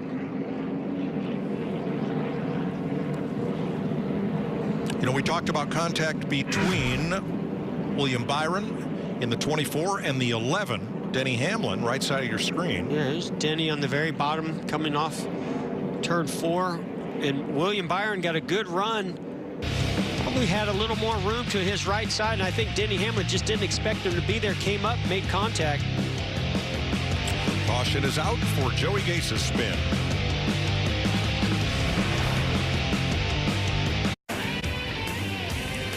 Welcome back to the Supermarket Heroes 500 presented by Food City. And we add our thanks to Food City and their employees for all that they are doing as we get ready to go back to green at lap 216. Chase Elliott outside of Brad Keselowski.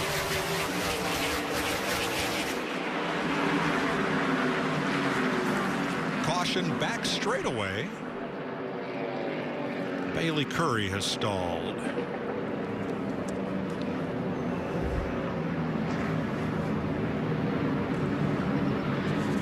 Let's go behind the wall and Matt Yoakum. Ryan Blaney has stepped from the care center. And Ryan, you told me it's all about searching for grip here, all 500 laps. Did you step up into the grind for the first time, or did you step out from underneath you? I was running up there for a little bit.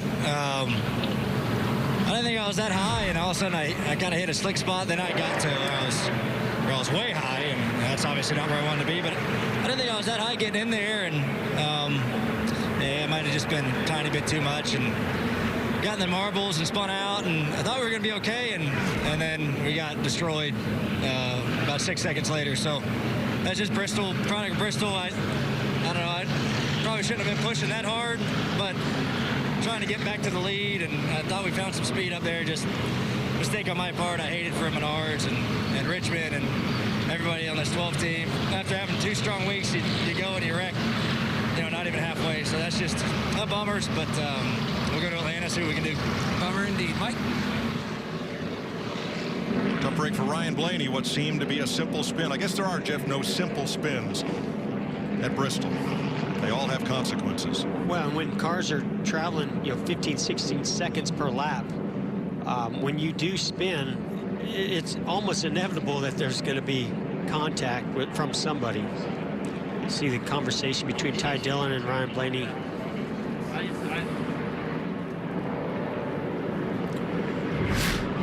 Now, the Saturday race from Bristol has been put off until tomorrow, 7 p.m. for the Xfinity race.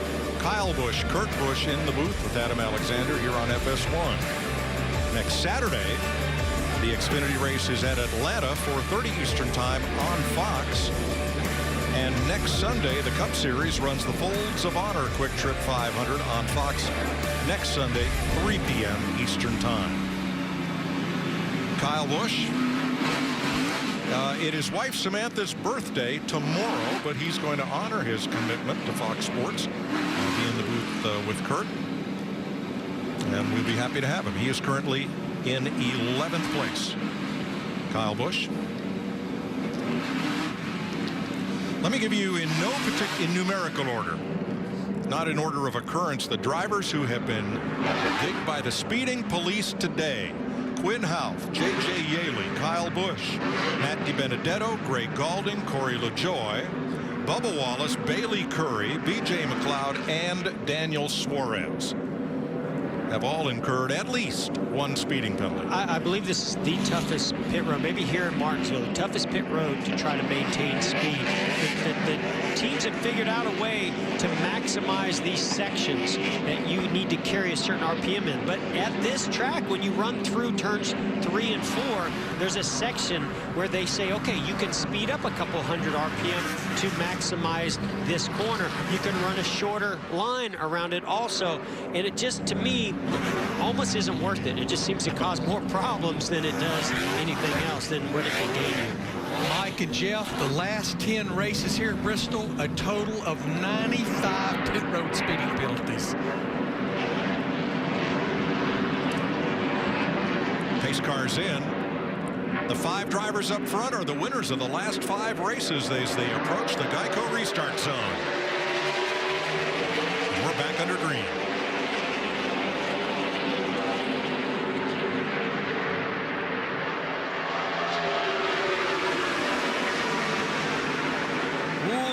Close there between Kevin Harvick and Joey Logano. Keselowski thought about going to the inside of the 4, but that door got shut quickly. And Keselowski had to lift. There's a big fight on now for 4th place. Nice There's run. that Jones boy down to the inside of William Byron in the 20, the yellow car.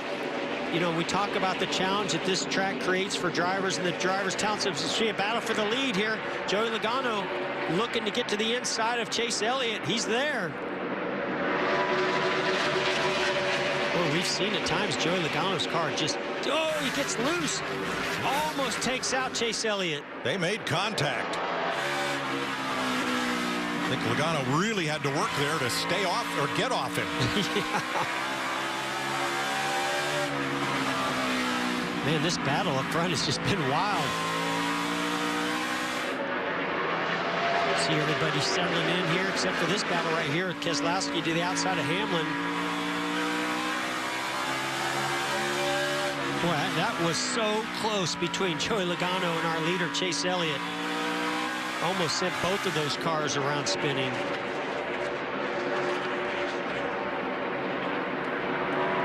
Let's show you that from Kevin Harvick's view.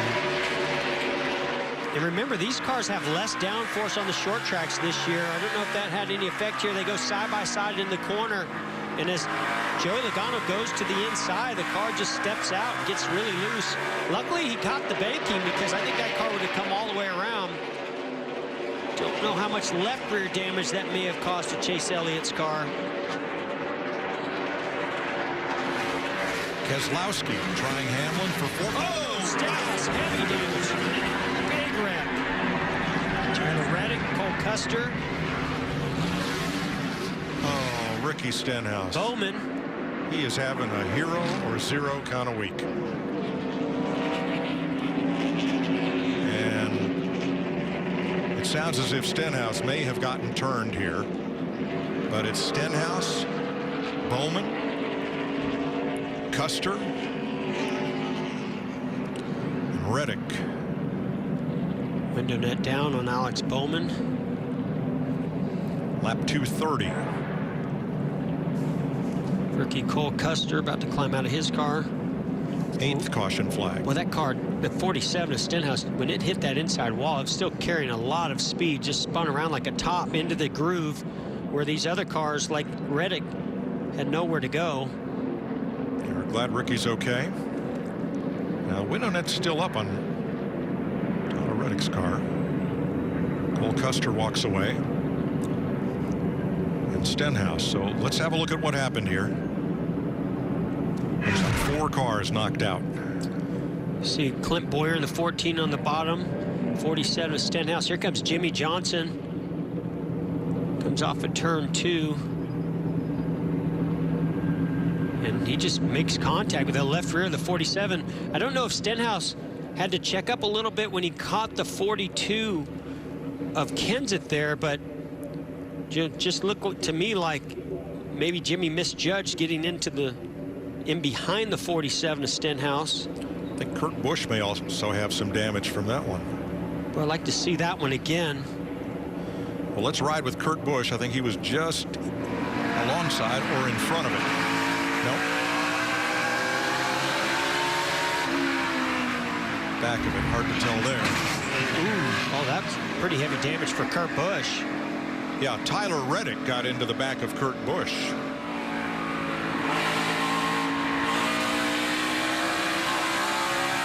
You can see the 47 checks up a tiny bit right there before Jimmy Johnson makes contact with him. The 47 had a run on the 40. Watch Kenseth in the 42. Now see Kenseth get loose right there and almost hits it outside wall. He has to check up. Jimmy Johnson has no idea. He can't see the 42. And as the 47 of Stenhouse checks up, Jimmy Johnson runs into the left rear and spins him around. Ooh. Cole Custer, Kurt Busch, Tyler Reddick. Nowhere to go and little time to react. Looks like 4 cars are going to get knocked out of the race from this one.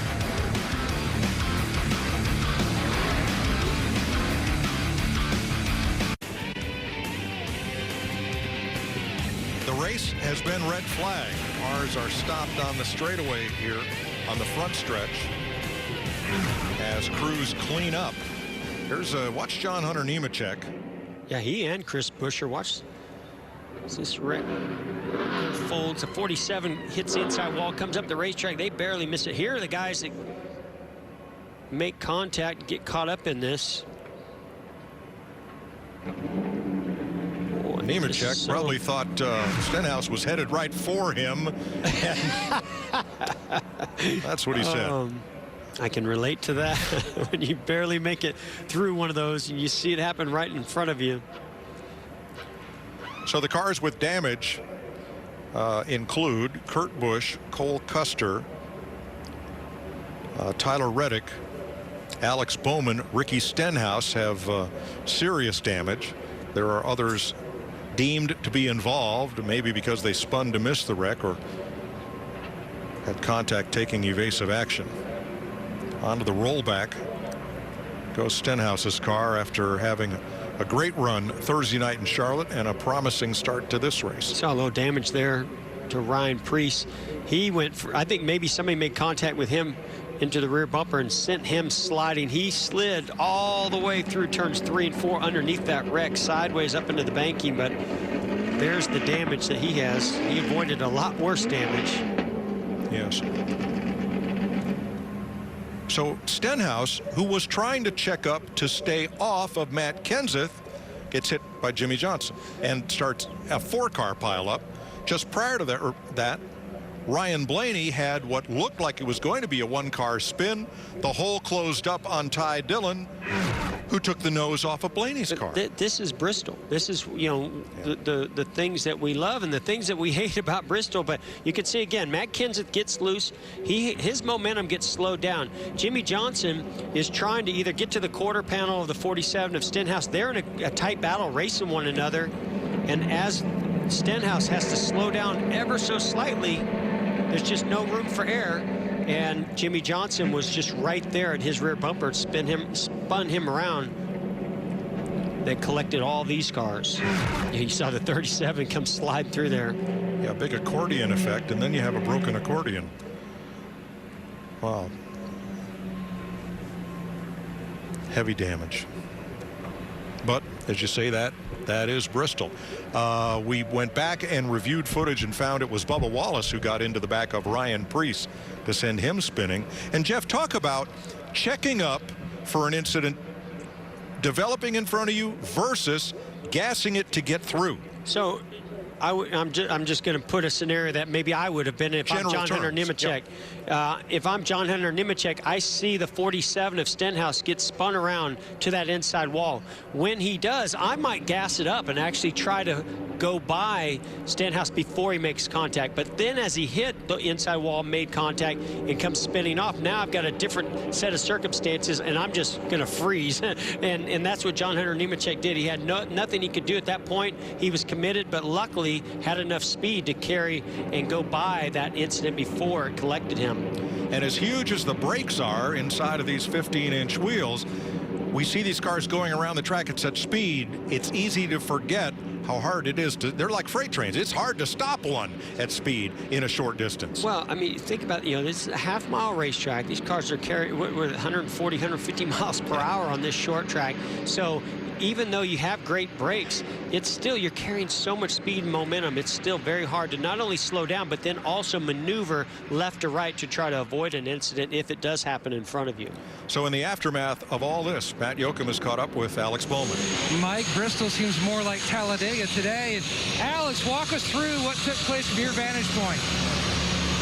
It looked like the 47 crashed, and I couldn't get stopped on time. I was hoping they would stay low, and then as they all came up, I got on the brake pedal and just locked the fronts up and couldn't turn. So bummer. Hate it for our ChevyGoods.com, NOCO, Adams guys.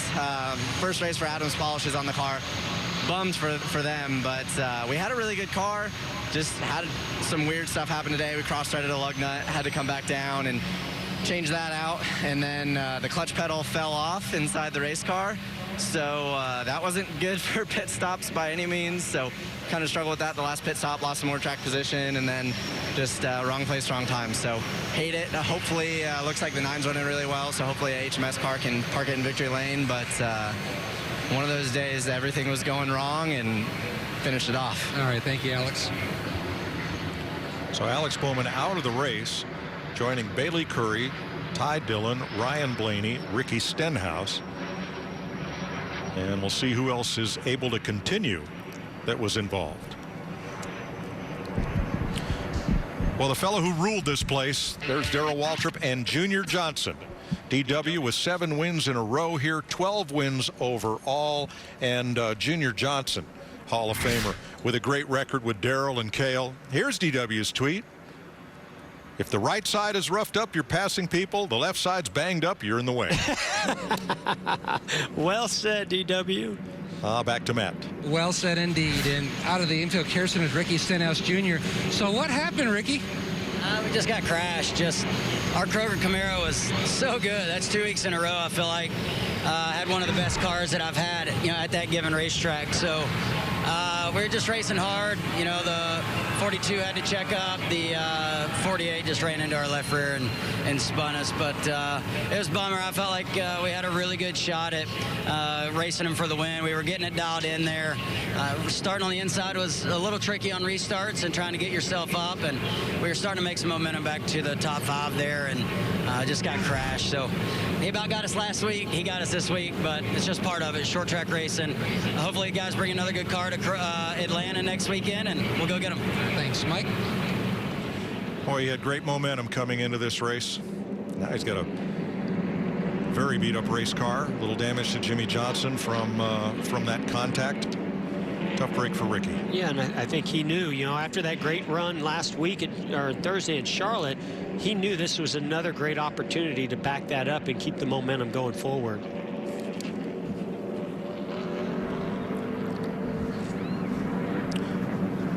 Well, let's take,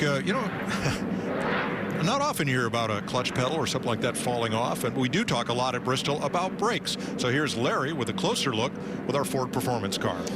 Well, Mike, hard to believe this is actually our first short track race of 2020, and even though it's a high bank short track, we do talk about brakes. You mentioned big brake packages. Look how big the rotor is right there.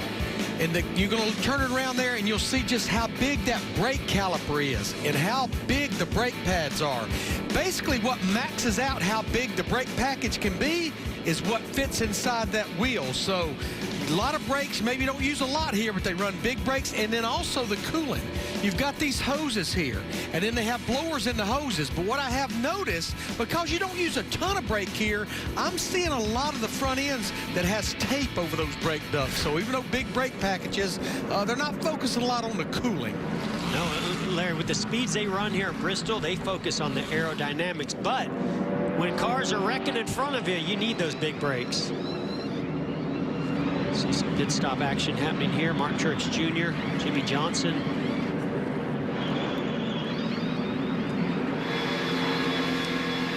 Matt Kenseth getting serviced. Austin Dillon coming down. 18 to go in stage 2. Around the world's fastest half mile. Michael McDowell done. There's Ryan Preece with that little bit of damage to the right rear. Our aerial coverage today provided by Goodyear, recognizing those who are starting to help us all move forward again. Goodyear, official tire of NASCAR. Daniel Suarez got the free pass on this 8th caution flag of the day.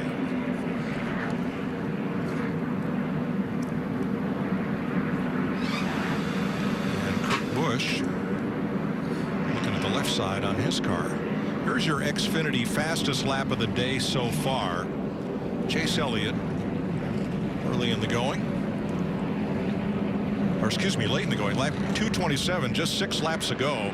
123 average around here. Yeah, it seems like that? as they get fresh tires, as the teams are able to make adjustments, rubbers lay down the racetrack, drivers getting more and more confidence, they're able to put those lap times down and get them even faster. I guess another analogy for what's racing like at Bristol would be going to the circus and seeing the motorcycles race around that round cage. I've never done that, but I've always been curious what that would be like, but I guess the closest thing would be running 500 laps at Bristol.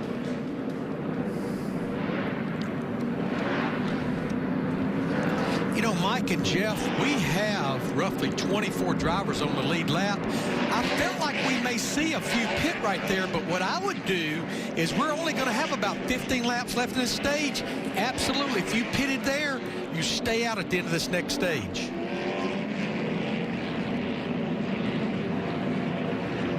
Good point, Larry. Now 12 drivers, 13 drivers did not pit under this caution.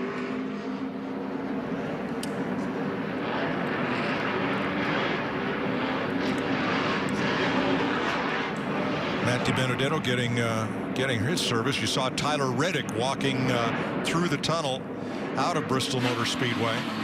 So we'll add him to the list of cars knocked out in this lap 230 crash.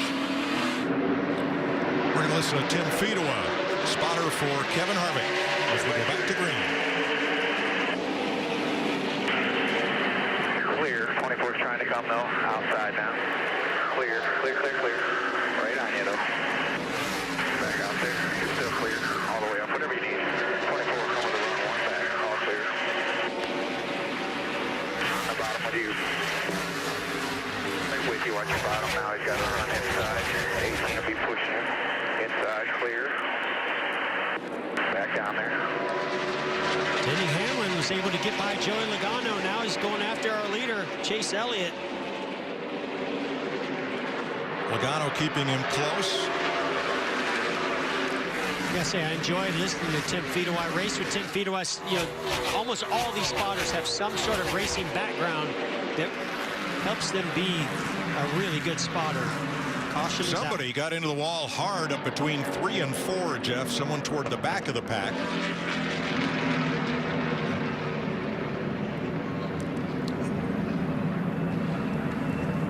And we'll see who here in a minute. Caution flag out for the 9th time at lap 239. See some right side damage here to Ryan Preece's number 37 Chevrolet. He already had some right side damage to the rear quarter panel and rear bumper area from avoiding that wreck, and some contact from Bubba Wallace earlier. And it's confirmed it was Preece who got up in the wall in 3 and 4 and has brought out this caution. 4 cars knocked out in the lap 230 crash. Stenhouse, Bowman, Reddick, and Cole Custer. You're riding with Kurt Busch.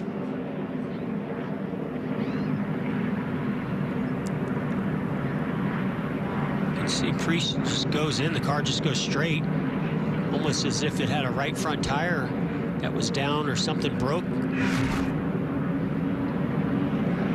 He had a good bit of damage in the rear from that last crash when he got tagged and turned around. Benedetto exiting the pits, and now Preece after a bit of damage repaired. Saw Eric Almirola in the 10 car on pit road. It appears Michael Bugger-Ravitch decided to give up a lot of track position, and we're actually hearing that he feels like he's maybe got a tire going down, so I'm sure they'll change 4 here, and then they'll stay out at the end of stage 2.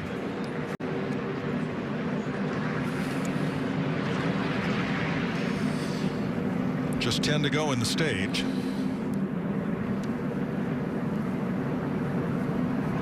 Sometimes you have an issue that forces your hand to come down pit road that might actually pay off for him a little bit later at the end of this stage. Larry, sometimes hard to make that call unless you have an issue. We'll see how that works out for Eric Almirola if he does stay out at the end of this stage. Now, if Chase Elliott places in the top 10 today, you can get free fried pickles at Hooters on Monday. And since Chase won on Thursday, you get 10 free boneless wings when you order any 10. Available tomorrow at all Hooters that have safely reopened across the United States. When Chase wins, you win.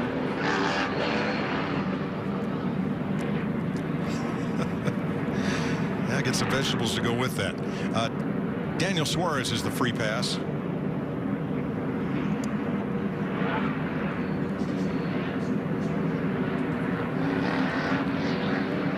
So we'll get back to green to finish off stage 2. We were talking about Darrell Waltrip and saw Junior Johnson up there on the sign. What a record Junior had here. He won here as a driver. He won with Charlie Glotzback once, twice with Bobby Allison, 8 times with Darrell Waltrip, and 9 times with Cale Yarborough. 21 Bristol victories for the inaugural Class Hall of Famer Junior Johnson. I was going to say, that's how you get your big banner there in Bristol, and that's how you get in the NASCAR Hall of Fame. Impressive career for Junior Johnson. Ready to go green. The top 2 finished 1-2 on Thursday. Chase Elliott with lane choice takes the outside. Green flag.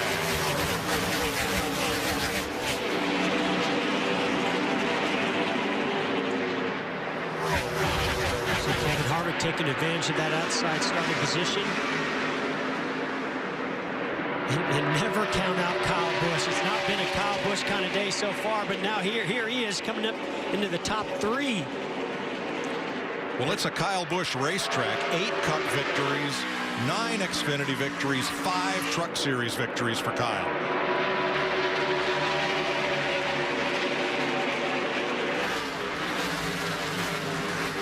See Denny Hamlin. Ooh, another big loose moment for Joey Logano. She gets sideways off of turn 2 there.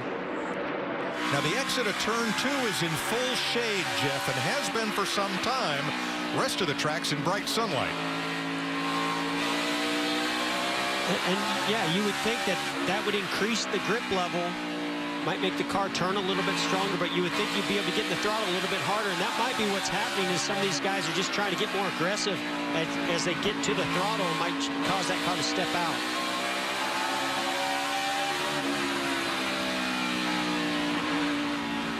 Riding with Clint Bowyer in 6th. Looking back at William Byron and Eric Jones. The pits are closed for the final 2 laps of stage 2.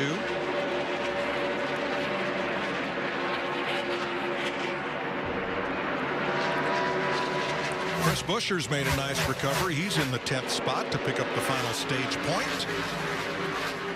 One of those drivers just barely squeezed by that incident with Stenhouse. And Chase Elliott has swept the first 2 stages here. 5th stage win of 2020. That's as many as he had in all of last season. Chase Elliott, your stage 1 and stage 2 winner.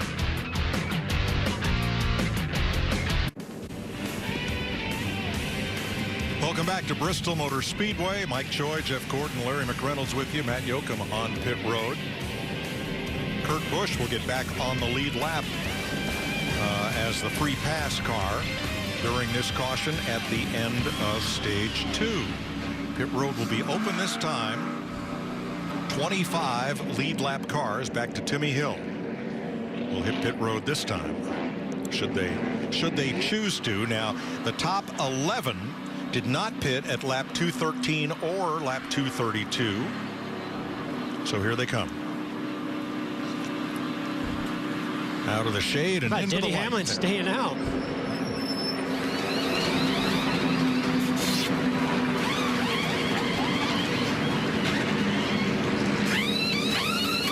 Realistically, Denny Hamlin, if you didn't pit since lap 2 or 4, you only had 22 hard green flag laps on your tires. They've opted for track position. Clint Bowyer is out. Logano's in, Matt. Logano and Harvick, who had been battling lack of grip, and that's exactly what Logano was fighting through the center of the corner. So the car was a little bit free in and out, but it really made some big headway from their previous stop. Now on the other side of the screen, the 9. He was snappy loose earlier, but the last run, he said the car was a little free to get going, but it was tightening up nicely. He feels like they'll be in great shape. There's your Ram race off pit road. Chase Elliott. Joey Logano picks up a spot from Harvick. Brad Keselowski gets 2. Martin Truex 4.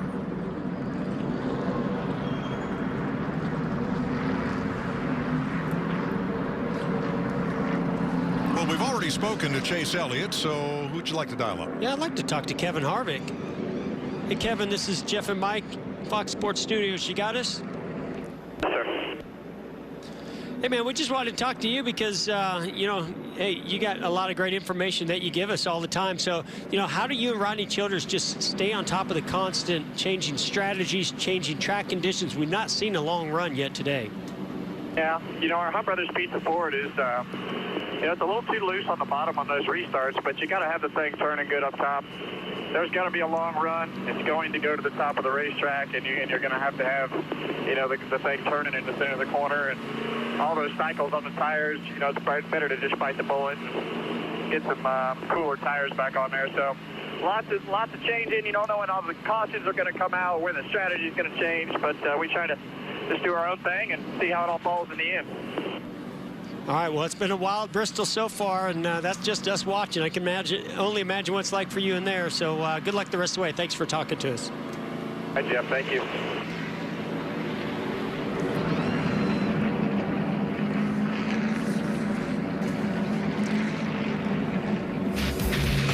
we're getting ready for stage 3. Will this be one of the contenders to win this thing?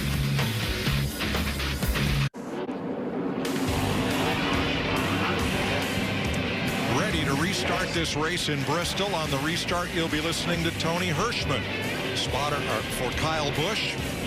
He and Denny Hamlin had a conversation about which lane to take.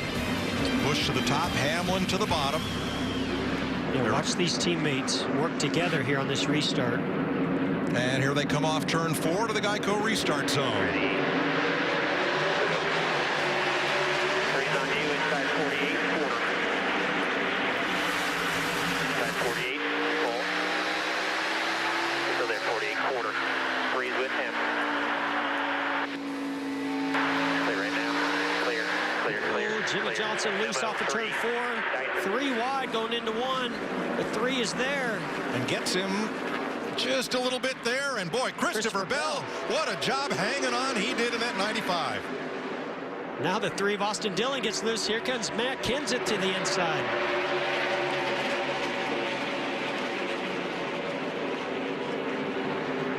Remember, a lot of these cars pitted back on lap, what, 232, I believe it was?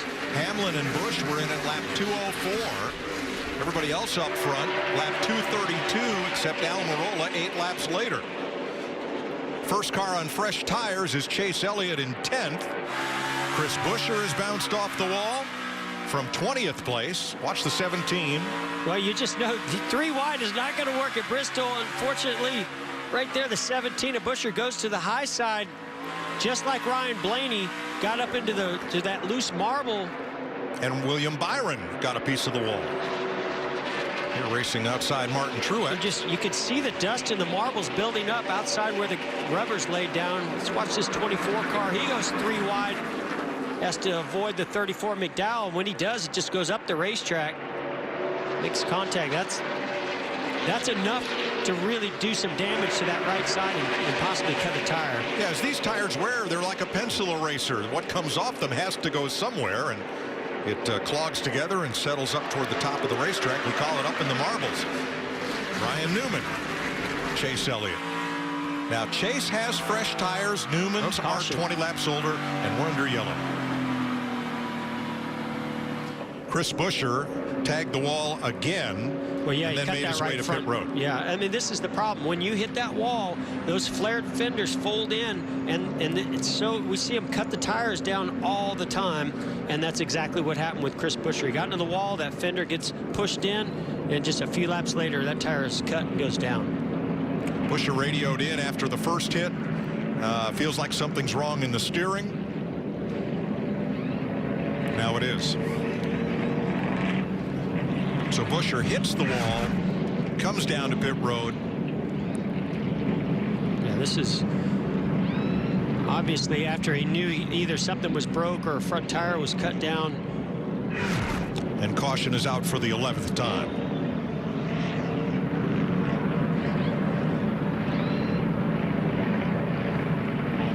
Matt DiBenedetto will get the free pass. And that will put us 25 cars on the lead lap, 26 if Buescher makes it out in time. Mike, we only ran 7 laps right there. I know the 11, Denny Hamlin, Kyle Busch, the 18, they would love to see this thing go for a while without a caution, but I think everybody's bed's kind of made right now. I just don't see anybody coming to pit road. Well, let's take a look at our recent short track history with Denny Hamlin and Kyle Busch out front for Joe Gibbs Racing. Here's where they've been on the last 5 short tracks. Kyle Busch winning Bristol in April 2019. Martin Truex in Richmond. Denny Hamlin in Bristol, the summer race. Truex in Richmond in September. And added Martinsville to that list. So here are your Toyota top performers with 230 laps to go. Hamlin, Busch, Bell in the top 5. Erik Jones 17th, Truex 19th. He is pitted. and Daniel Suarez 22nd. And a lot of credit to Joe Gibbs Racing. They have a great short track program. They've worked hard on their chassis, their setups. We know aerodynamics are important even on this racetrack, but mechanical grip is what wins on short tracks. And those guys, no matter what has happened, they might feel like they're a little bit behind on those intermediates, but boy, they're not behind on these tracks. Now, Christopher Bell was 70-1 when the race started. He is driving for the team that Matt DiBenedetto led over 90 laps for and came close to winning this race last August.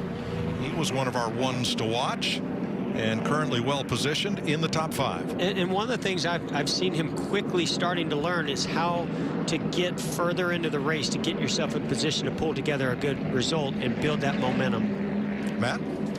And Mike, he can thank Stevie Reeves, his spotter, the former then Busch Grand National driver. Actually had the pole here at Bristol once.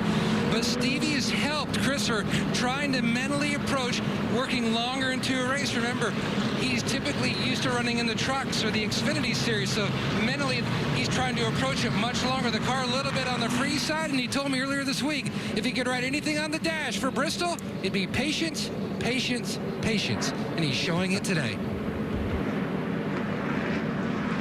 Now, the spotters are all social distancing around the upper levels of the grandstand here at Bristol, which makes it a little hard to communicate one to the other, but they've got it figured out. Well, at this racetrack, it might be good that they're distanced, not just for social distancing, but when things heat up on the racetrack, they heat up for those spotters, too.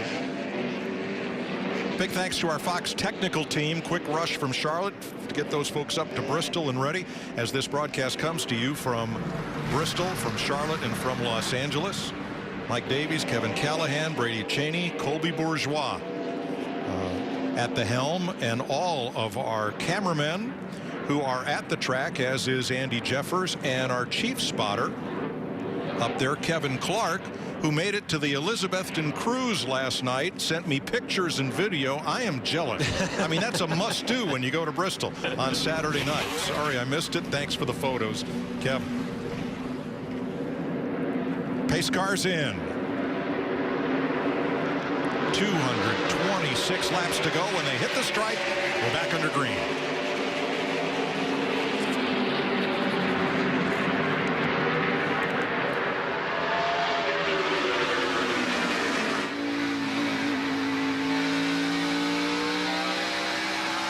Denny Hamlin and Kyle Busch on the oldest set of tires, lap 204. Almirola's are about 35 laps fresher, and this group all got tires at 232. Chase Elliott in ninth place has the newest tires. Yes, side by side, several rows back. I think Chase Elliott really likes that outside lane. He's stuck in the inside underneath Ryan Newman right now. See Matt Kenseth ahead of him. Bubba Wallace also up there on that outside lane. Is this fun racing in this swarm, or is this work? It's intense, Mike. It's fun when you've got fresh tires and a faster car and you can drive by them. Kyle Busch wants the lead, and he's got it. First time he's led today.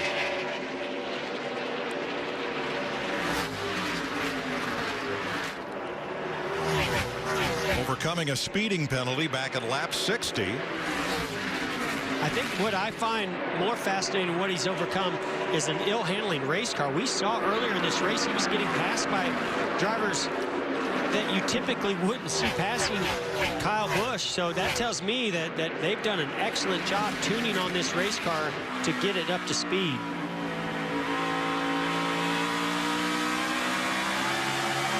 Clint Boyer, Ryan Newman side by side. Looking back from Kevin Harvick, who is 11th. Second place, Eric Almirola going for second on Denny Hamlin. Not that time. What do you say we get a Sunday short track crank it up going here?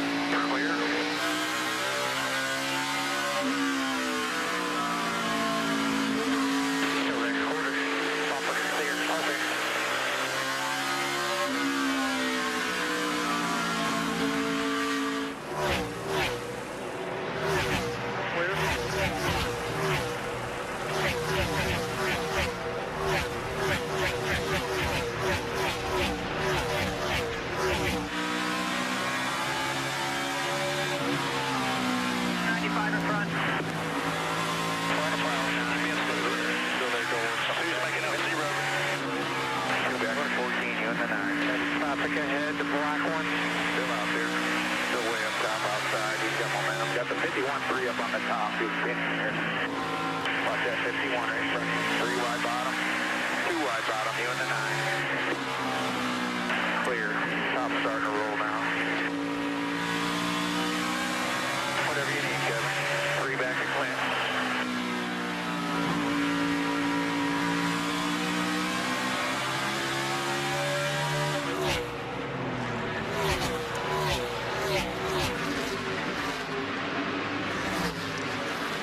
Very bottom.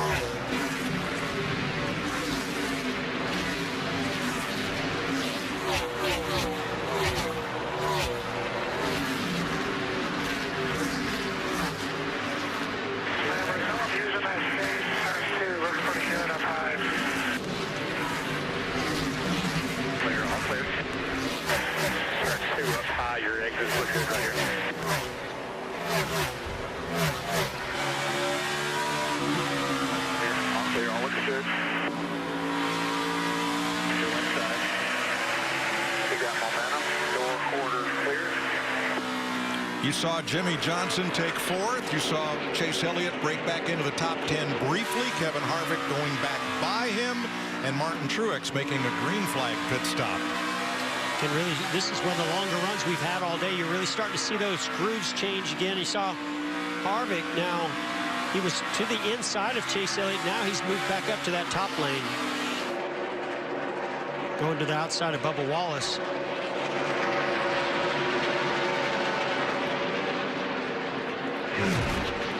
Kevin Harvick might have got a piece of the wall here a couple laps ago. I mean, oh boy, just kissed it, but I mean, you can just see how much on the edge of that rubber where it's laid down and how close and easy it is to jump over that and get into those marbles and get into the wall. Still clear. Out of line. Didn't stop him, though. He went right back up there the next corner, Mike. He was trying to get past Bubba Wallace, who was out of the race early Thursday night with another broken hub. 2 races in a row. That's happened to the 43. Eric Almirola came to play. He had quite a run at Denny Hamlin for 2nd place, but now Hamlin has secured the spot from Almirola's advances. 200 laps to go in the Supermarket Heroes 500, presented by Food City. Kyle Busch in command.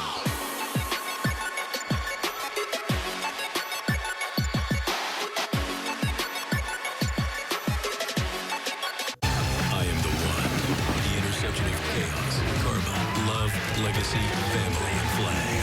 Back with one thunderous return.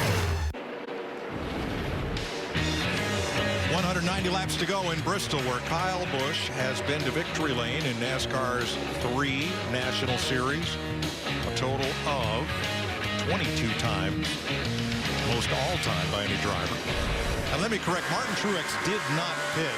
It was Matt DiBenedetto who was going behind the wall with the 21. This is Kurt Busch's car.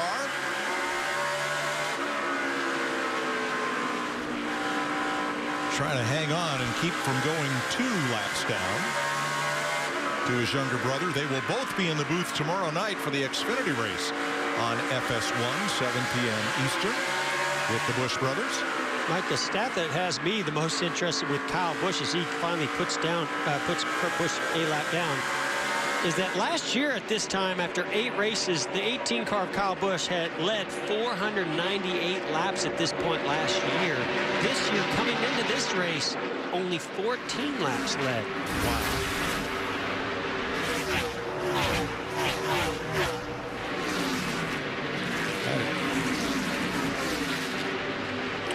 A front tie rod broke on Matt DiBenedetto's car. That's what put them behind the wall.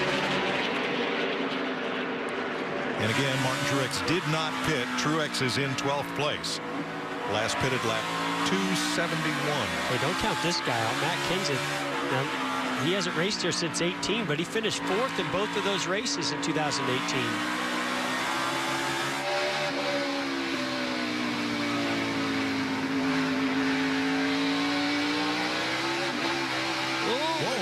Austin Dillon getting really loose off of turn 2. You hear that? Those rear tires spin, the RPMs go up.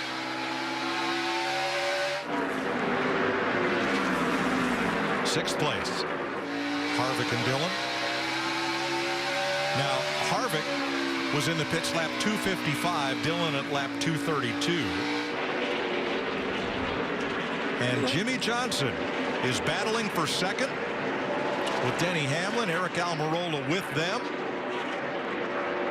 But remember, Denny's on a little bit older tires than Jimmy, but Jimmy's doing a fantastic job on the longer runs right here. His car seems to have a lot of speed. Starts out really loose. We saw some big moments with him early on in the runs here, but right here on this long run, it's very good. I like the way J.J. Yaley backed out of it at the entry to the corner to stay way up high and not impede that battle, which continues side by side. And looks like Johnson prevails, but Hamlin comes right back at him. I just love the way this racetrack is right now, where you have these two different and distinct grooves that are working for different drivers. It allows you to get through traffic, allows you to make those passes. And they get single file with the lap car, Brennan Poole ahead on the inside. 178 laps to go. 8th place, Matt Kenseth, Chase Elliott. Chase's dad won this race in 1988. Hall of Famer Bill Elliott.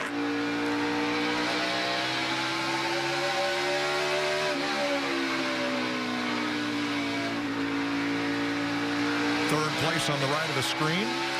Hamlin trying to hold off Almirola. And just creeping into the picture behind them, Christopher Bell in 5th place. Almirola's had a really strong car all day long. And very similar to Jimmy Johnson, the back of that car steps out early. It's very loose, but on the long runs, that's what you need to roll through the center of the corner quick. Greg Galding scrapes the wall up between turns 3 and 4, but we continue under green. Matt? Mike, Denny Hamlin, as you mentioned, trying to hold on to 3rd, but an impressive display. Remember, this is the second of a 4-race suspension due to that loose ballast issue at the Coke 600.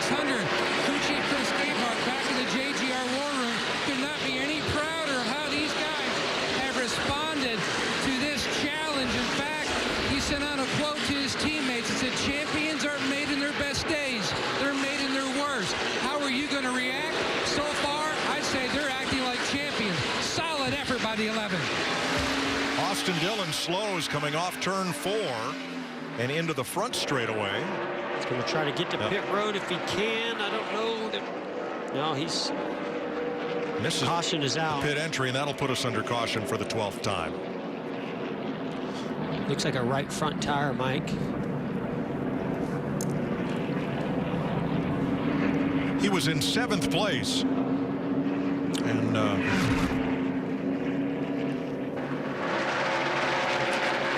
see, it goes into turn 3. Just car won't turn the right front. I don't think it was flat at that point. It was just going down, and he knew he had a problem. Does a nice job rolling around there, and then comes down here to 1 and 2. Makes a little contact. He had pitted at lap 232, so he didn't have the oldest tires of the group out there. Eric Almirola calls in, says he's worn out the right front, battling. So pit road is open. Matt? Cam Watt and Jeff Cordero, the changers on Kyle Busch's Toyota, they're going to work. Busch says the car a little bit tight in the center and then a little bit snug as he works his way to exit, but not bad. But where he has a little bit more of an issue, he loses a little bit more of the air off the nose when there's other cars in front. So aero push is what he's been dealing with the most. A slight change on the 18. The teammate, the 11, Denny Hamlin, you saw him start to fade. His Toyota gone to the snug side as well. An air pressure adjustment on the 11. Chase Elliott in pit stall number 1, the last one to get to his pit, but often today the first one out. Yeah, that's that carryover from the finish in Charlotte on Thursday. It allows you to pick your pits based on that finishing order. See the 18, the 11, 22 off pit road first. Everybody pitted here at lap 331. Corey LaJoie will get the free pass. There's Kyle Busch's stop. Quick work by the JGR crew. Gets him out first.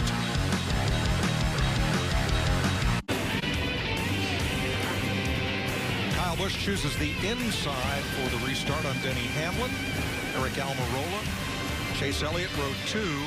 Christopher Bell, Jimmy Johnson, row 3. Kevin Harvick, Martin Truex, row 4. Kenseth and Jones, Logano and Boyer. Here we go. 20 lead lap cars. Everybody on fresh tires.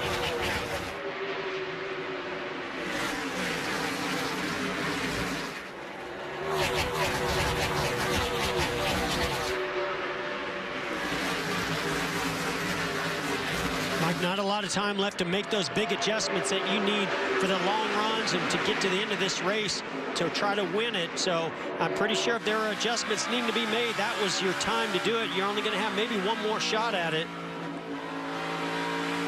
Christopher Bell, Eric Jones, Kevin Harvick, and Martin Truex all in a big knot for 6th place. And Mike and Jeff, that caution came at a pretty opportune time because that kind of evened the strategy out that Adam Stevens and Kyle Busch, that 18, had.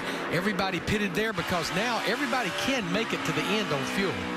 Yeah, Larry, give Adam Stevens a lot of credit, you know, to be able to stay out there, get that lead, and then, you know, to get to that stage of the race, to get the caution, to now be leading this race with fresh 4 tires. But you got to have the car and the driver to be able to do that, and they do in Kyle Busch. We had speeding penalties under that caution, including these two. Keselowski, Logano, Bubba Wallace, and Austin Dillon were all nabbed for speeding under this caution flag. So they start 16th through 19th on the restart. Then the free pass car of LaJoie, 20th.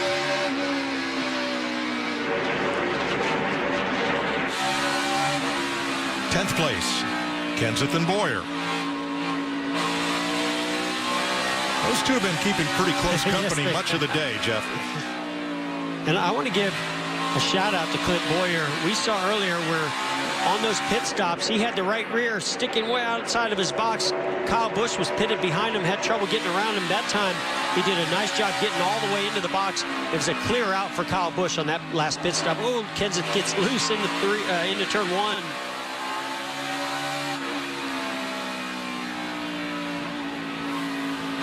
And that's what I'm talking about on adjustments and long runs. You have to have a car that rotates early in the stage because the cars are going to tighten up, and as that car tightens up, that's when your car is going to get a lot better. But you got to hold on to it here at the beginning, as Matt Kenseth is trying to do as Clint Boyer goes to the inside.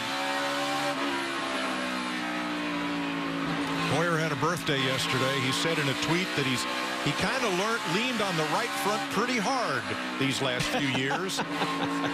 Thinks he's going to be okay. If there's a party, I can promise you he's leaning on it. He turned 41.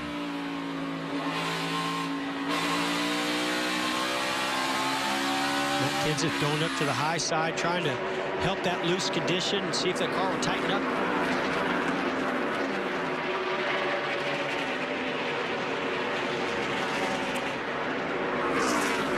On the long run, or at least deep into these races, Joe Gibbs Racing back to the front now with the first 2 spots, Kyle Busch and Denny Hamlin.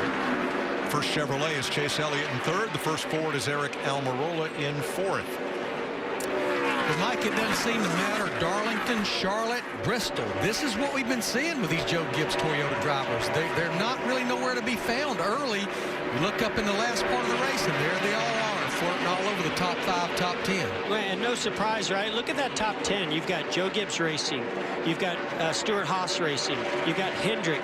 The only one that's kind of a bit of surprise, but it does have an alliance to Joe Gibbs Racing, is Christopher Bell in the Levine family racing car.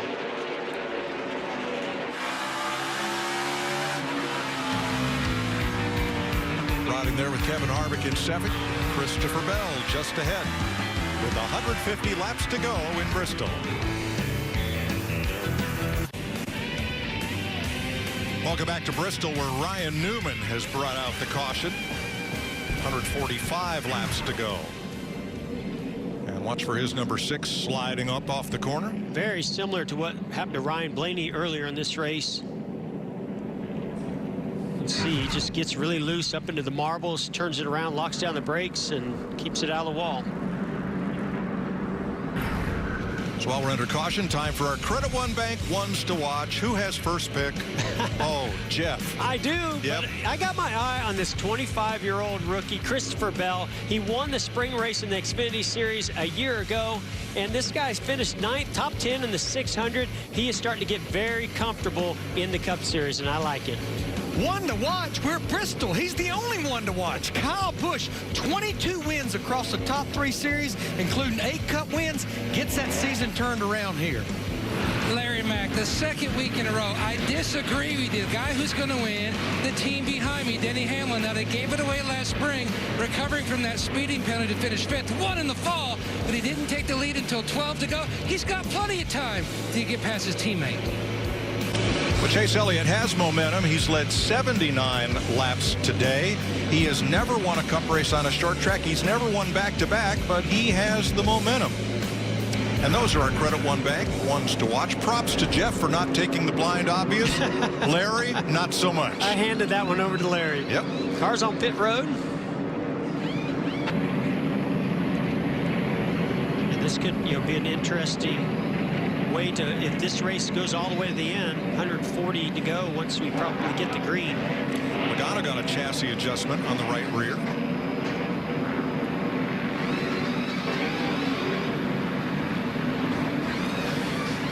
Yeah, we had only run 20 laps. The only way I really bring my car to pit road right there is if I just felt like I still, to your point earlier, Jeff, just still off of my adjustments. So several of the leaders chose not to pit under this caution flag. Yeah, no way if you're, those top 6, 8, 10 cars that you want to give up that track position. How much brakes do you use here at Bristol? Watch the right front of Joey Logano. A lot of brake dust there. You can see the inside of that wheel. I mean, it's not like Martinsville. It's not like maybe a road course, but look at how fresh you see that right front wheel now that they put a new tire on there compared to that old one. So no doubt with the less downforce, these cars are using a good amount of brake getting into the corners. And I think obviously, we've had these cars a lot in traffic. The more you're in traffic, the more brake you're going to use. So the top 10 drivers top 9 drivers back to Brad Keselowski did not stop under this caution. Let's have a look at our Credible.com race summary. Kyle Busch is your race leader, one of 7 drivers to run in the front spot. 14 lead changes. It'll be 21 cars on the lead lap with the addition of Ryan Preece. And we've now had 13 caution flags. Chase Elliott has won both of the first 2 stages and looking to sweep all of those playoff points today. Kurt Busch has been on and off the lead lap. He did get lapped by his younger brother a second time, 2 laps down. Waving around to be 1 lap down here. And that little piece that was blowing in front of our camera, it's gone. Yeah, I think that's the least of his problems. He made really hard contact with the outside wall in that Stenhouse spin. We're going to listen to Eddie DeHaan, Chase Elliott's spotter. Yeah, behind Jimmy. All clear up.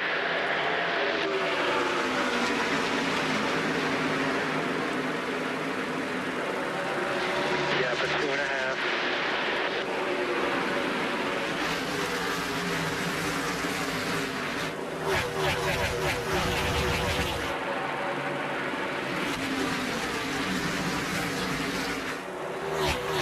Denny Hamlin here taking the lead back from Kyle Busch.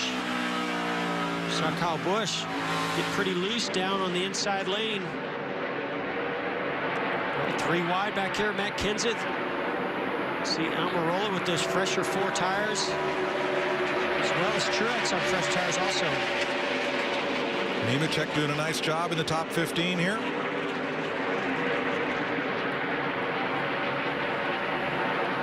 Ooh, did he have some help there from the 2? I couldn't tell if he just got loose or had a little help, but it was close. You call that help? Oh yeah, a little contact, contact. Nice job recovering for Almirola.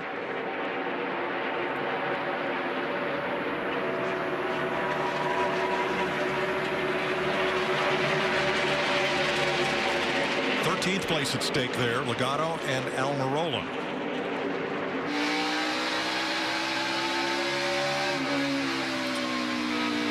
I really think that this outside lane is the place to be here late in this race. It seems like for a couple of laps you need to be on the bottom, and you see a bunch of them ahead of Austin Dillon here as we ride on board with him. But I think that about 4 or 5 more laps you're going to see him just gravitating to the top. Jeff, is this as hard on the drivers as it is on the folks at home? You're going from full sunlight to full shade every 7 seconds and then back again. Yeah, I mean, you get in such a rhythm, you almost block that out. It's more about the conditions of the track. The track temperature is hotter where the sun is beaming down on it, so the conditions or the handling of the car is going to be completely different in those shaded areas.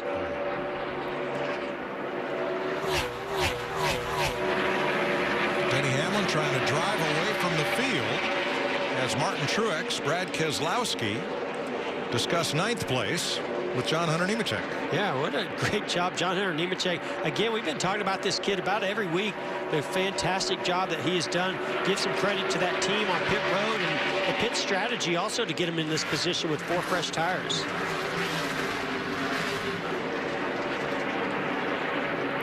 Now, remember, Keselowski is the last of those cars that stayed out. He pitted on lap 330, so fresher tires all the way around him.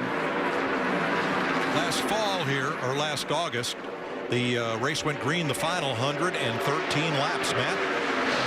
And John Hunter Nemechek, this young man just continues to impress. They've been working slowly on the balance. They have it where he wants it. He's hugging that bottom. One thing that he can't really adjust, he told the team a little bit earlier that the mirror on the A-post fell off a little bit earlier in the race. So all he needs to do is look out the windshield. Corey LaJoie makes an extended pit stop under the green flag with 127 to go here. That's 2 of our rookies, though, right now that's running inside the top 10. Christopher Bell in the 95 is 5th, and now John Hunter Nemechek with 38 is 10th.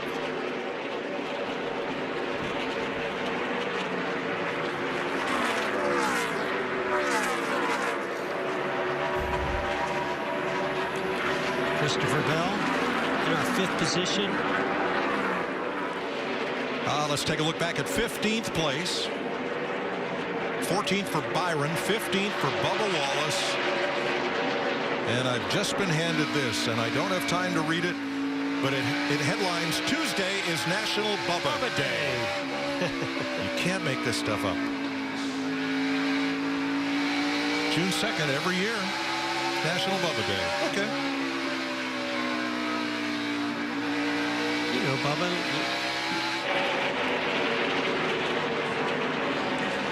Martin Truex had a close encounter. And has another moment as Joey Logano puts some pressure on him, trying to move him up the racetrack so he can get position.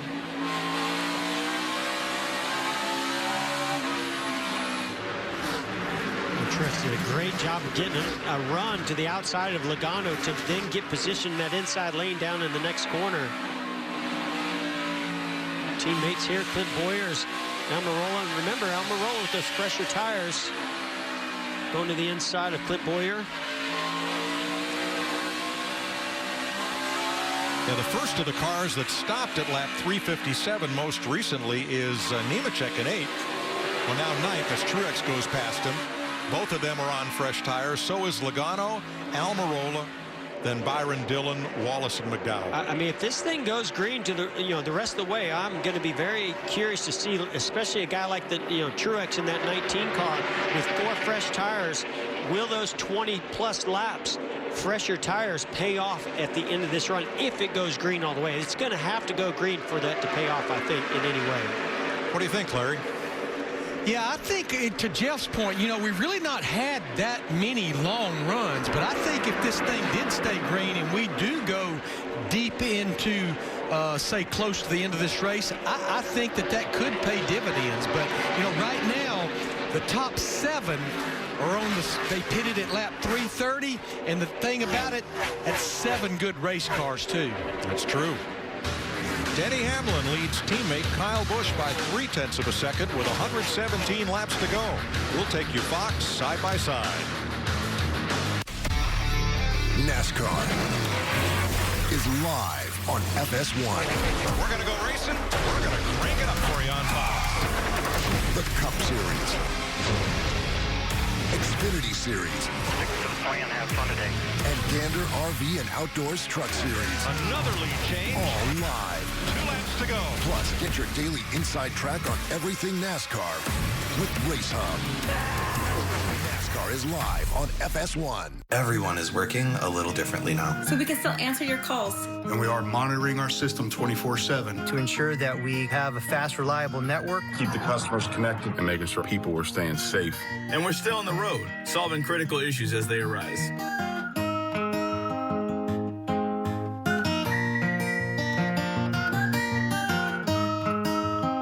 Go to xfinity.com/prepare. Thank you.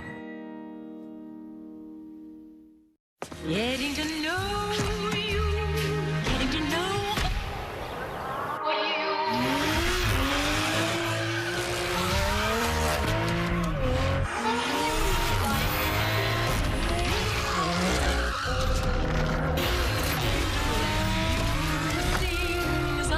Get to know the 2020 Supra, now with 0% APR financing for a limited time. Sunday dinner has always been special. It's just nice to have something to look forward to.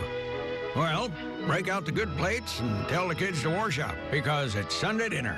Even if it isn't Sunday, we aren't keeping track of days anyhow. Friday Night SmackDown is all new. You gotta be kidding me!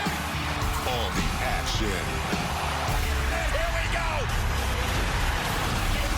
All new Friday Night SmackDown, sponsored by Progressive at 8 Eastern on Fox. I am the one. The intersection of chaos, karma, love, legacy, family, and flag. Back with one thunderous return. Just over 100 laps to go in Bristol. Aerial coverage provided by Goodyear, recognizing those who are starting to help us all move forward again. Goodyear, official tire of NASCAR. 5th place is the battle between Bell and Harvick. This is happening about 3 seconds back of Denny Hamlin, the race leader. Behind them, Martin Truex has dropped a spot, saying his car's handling is evil. Well, Harvick made that pass look pretty easy there. Christopher Bell went to the bottom lane and just slid up in front of him off of turn 2. What an education this young rookie is getting right here, running behind Kevin Harvick, one of the veteran drivers in this series. Bell now just outside the top 5. Hamlin and Kyle Busch, 2 Toyotas at the front. Here's Matt. Denny Hamlin and Kyle Busch last pitted on lap 330. Denny says the car is starting to go free on entry. That's where you can see the 18 closing. In fact, Kyle said on the radio, tell him that I'm faster. Okay. He would say, tell him I'm the leader. You got to pass me. Now, some of those comments are probably, as you see, Eric Jones going to the inside. Oh, you got Bell that almost jumped over the cushion there and got in the wall. He's extremely loose. Oh, here's that battle heating up for the lead. Now, that loose condition was probably when Hamlin was running the bottom of the racetrack. He'll try to move up and see if he can't build that right front tire up a little bit and maybe help that looser condition on entry. 2 Gibbs Toyotas leading 2 Hendrick Chevys, leading the Stewart-Haas Ford of Harvick. I mean, throw a blanket over these guys right now, and then they're closing in on lap traffic.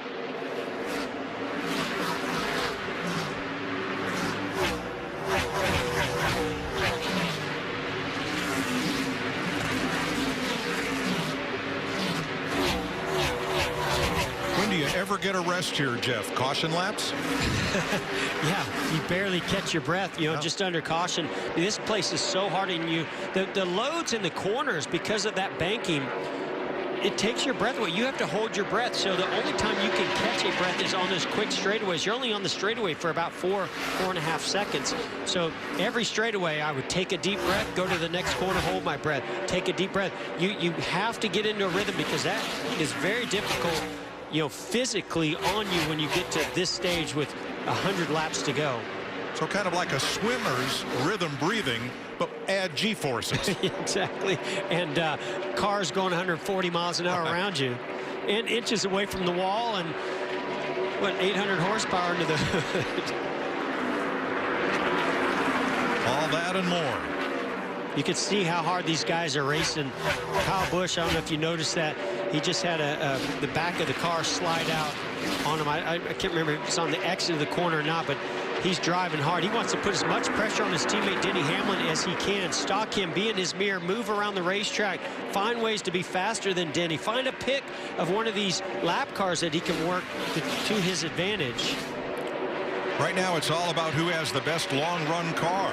At Charlotte Thursday night, Kevin Harvick had the best short-run car, but after 30 laps, it's like a light switch turned off. And Harvick car would not corner. What are we going to see here in these next 94 laps if we stay green? Well, one of the things that contributed to that for Kevin Harvick was the pace had dropped over a second. Aerodynamics so important. That splitter height is crucial at a place like Charlotte. Here, the lap times really have only slowed down about 0.4, maybe a half a second. And so the loads and the speeds in the corner are still very high. Actually, with that top groove, you almost run the car faster through some sort portions of the corner because of that high groove, you know, and the grip that's up there. The Chevys have come to life, Jeff. Both Johnson and Elliott are faster around this racetrack than Hamlin and Kyle Busch right now. Larry. Yeah, I just was going to tell Jeff, I'm seeing something interesting with Denny Hamlin. He tries to jump back in the gas early, Jeff, but he has to get back out of it maybe once or twice. Where you look at Johnson and Kyle Busch, they pick the throttle up later, but they're able to kind of stay in it gradually. Well, yeah. And here comes Johnson to the inside of Kyle Busch, who had been working on his teammate Hamlin for the lead. It's on in Bristol with 89 to go. Man, it is on right here, and you see some telemetry on Hamlin. He can't get wide open till really late off the corner, and he's not in it full throttle for very long. On the brakes, going in the corner. You can see he just gets on the straightaway, just punches it for just a split second. It tells you the grip level is pretty low for these guys right now.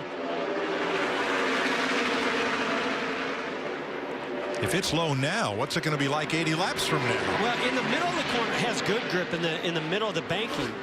And when the car's loaded, but as the car comes out of that banking, that's where the rear grip starts to go away, and why they have to feather the throttle. Also in the entry of the corner before they get into the banking.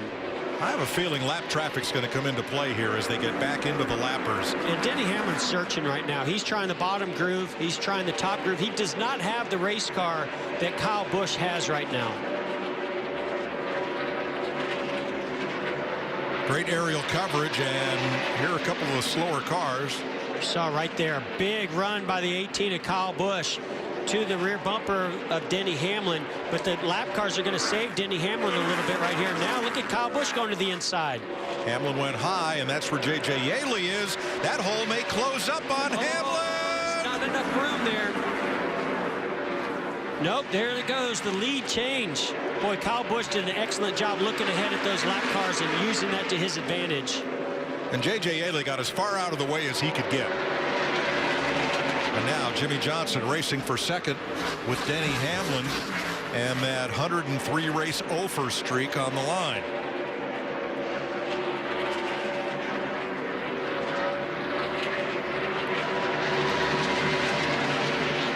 Nice move by Johnson. Puts him up into second place. 4/10 back of Kyle Busch.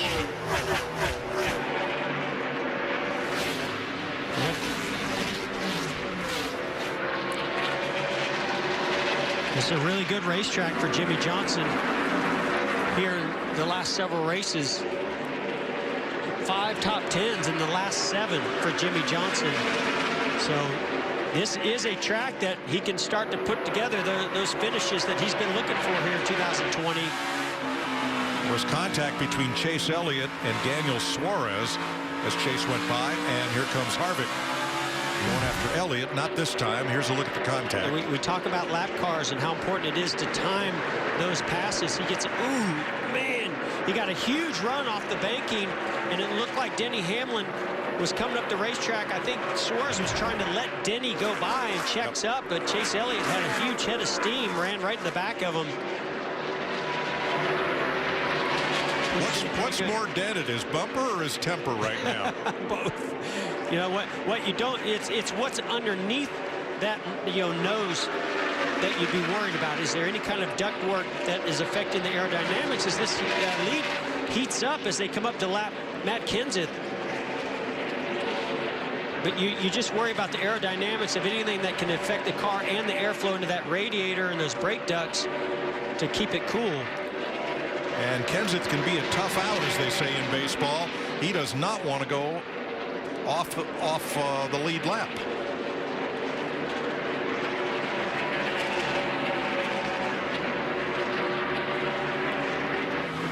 See Kevin Harvick's car a little bit different than on Thursday in Charlotte, where Kevin Harvick was fading on the long runs. Looks like maybe Chase Elliott's car's starting to fade a little bit compared to Kevin Harvick's.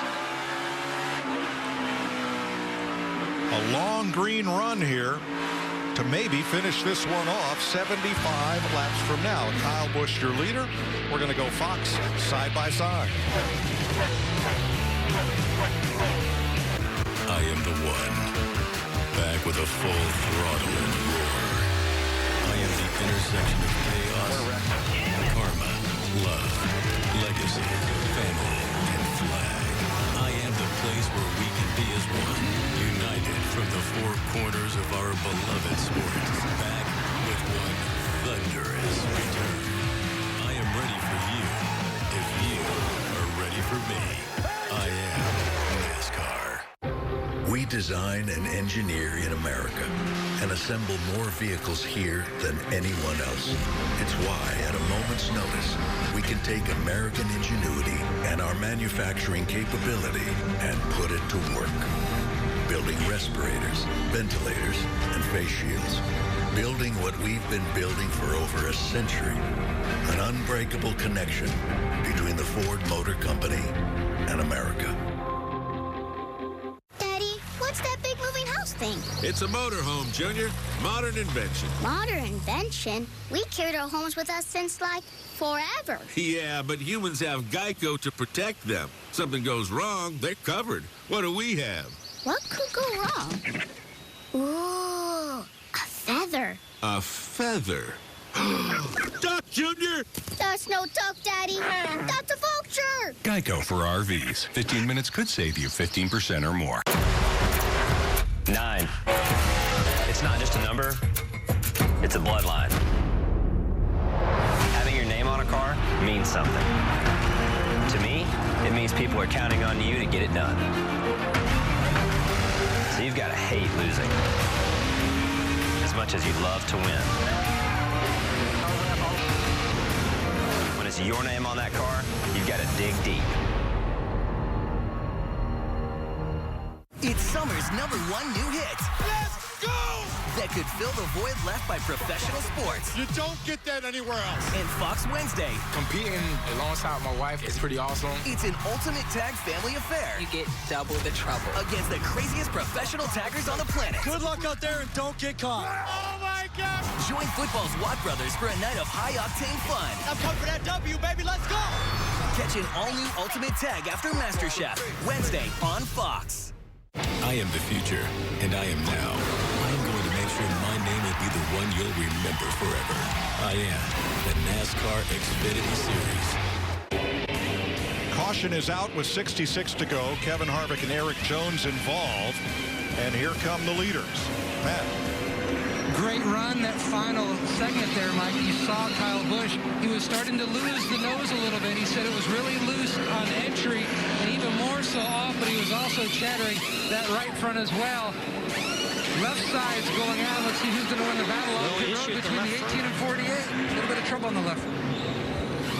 And Johnson ahead of Kyle Busch on the exit of the pits. Now, not everybody stopped. We'll review that when they come around. Kevin Harvick's string of 13 straight top 10 finishes in jeopardy here as he brings the caution out. And we'll complete pit stops and then have a look at replays. Denny Hamlin's going to beat Jimmy Johnson and Kyle Busch. Look at Kyle Busch not wanting to be in that inside lane. Playing a little cat and mouse game there off the exit of pit road. So let's take a look at why we're under caution with 65 to go. Harvick, bottom of your screen, coming into the picture. Oh man, I don't know. The car just went straight up the racetrack. Erik Jones nowhere to go. That's right on board, Kevin.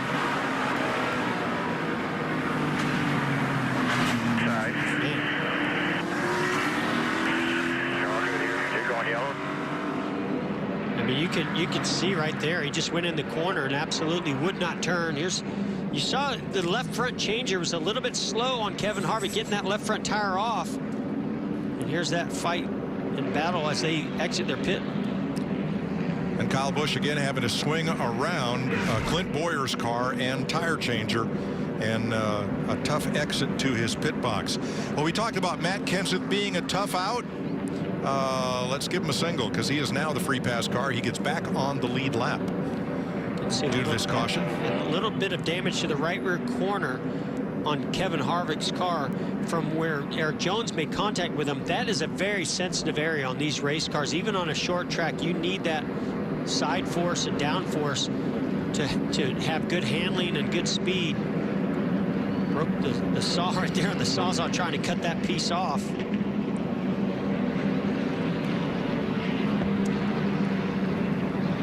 Here's what we're racing for. The Supermarket Heroes 500, presented by Food City, surrounded by groceries, and that soared to the winner of the last great Coliseum. There's your winner's trophy and the spoils of victory. Well, hard to find a trophy like that you're more proud of. Takes a lot of work to get one of those things. 500 laps around this place. Oh, the hood is up on John Hunter Nemechek's car. He was running in 11th place. Back down and back out. I believe he will stay on the lead lap. Well, that's a bummer. What a great performance John Hunter and this team were putting together here today. Overheating is the word from his pit. Jeff, we talked about Matt Kenseth getting a free pass right there. Can you imagine running your last race in November of 2018 and coming back and doing the Coke 600, Bristol Darlington, and the man still hadn't turned a lap of practice? I can't even imagine those challenging conditions there, Larry. Tough break for the 95, Christopher Bell, uncontrolled tire. And Austin Dillon caught speeding on pit road. So they will all go to back for the restart.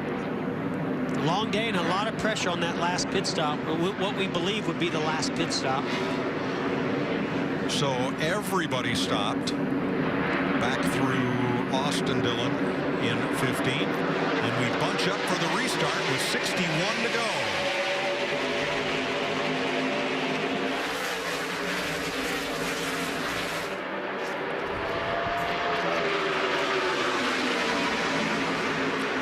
Denny, excellent job getting out there, bringing along Chase Elliott. You can see why Kyle Busch wanted to be in that outside lane.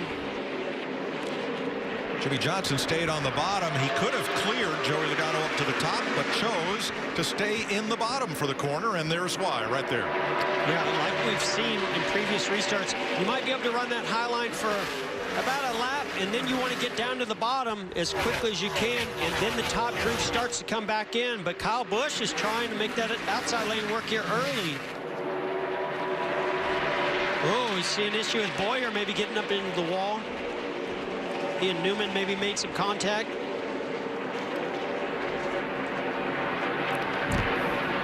Well, that's back at 11th place. See Stenhouse. I'm sorry, Keselowski had a run on the 6. Sort of moved him up the racetrack, and Clint Bowyer nowhere to go. That was a big slap. That was no happy birthday there. Chase Elliott putting a lot of pressure on our leader, Denny Hamlin.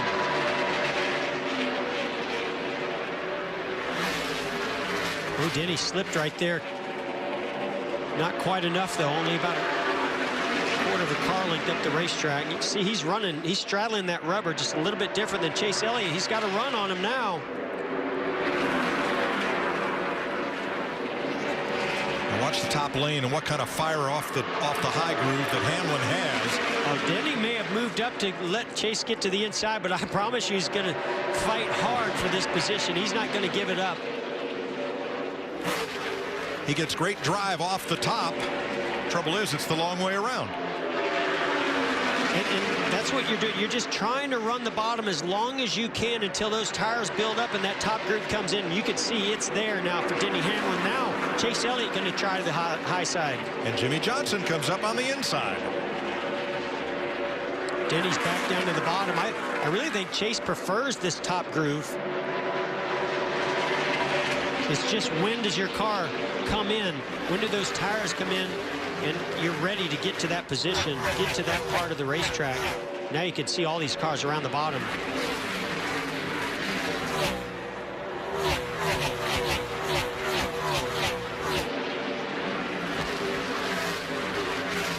Well, in our Fox bet for $70,000, right now, 28 of the players have 5 of the 6 drivers in the correct positions. Well, I hate to say this for those folks, but to me, you got Kyle Busch, who was the loser on that restart and is in 6th position. I don't see him staying there. That was Jeff Gordon, folks. I was not going to burst your bubble. I'm so sorry. It's all right. We're going to get blamed no matter what happens. Don't worry. But there is Kyle, 6th after restarting in 5th place. 3rd, actually. I believe he started in the 3rd position. I'm sorry, my mistake. No, I have him 5th. We'll double check.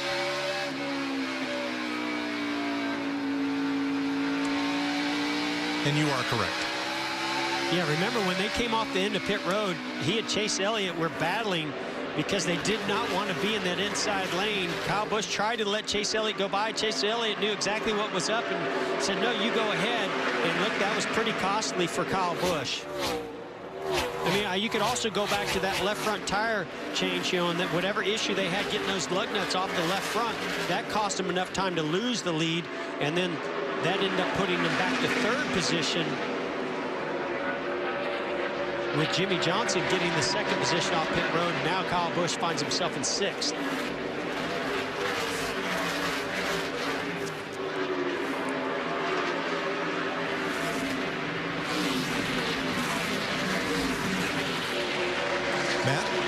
Jimmy Johnson just lurking back there. It takes a little while for his car to come in. Now Cliff Daniels made a small adjustment to try to help the car in the short run. We'll see how it all pans out. Elliott to the high side looking for the lead. He's got the big run off the corner. Looking to the inside now and draws even. Boy, he might, Greg Gaulding in the wall. Now the question is, was Chase Elliott ahead of Denny Hamlin at the last timing loop to get the lead, or is he going to go back to 2nd? 15th caution flag of the day for Greg Gaulding.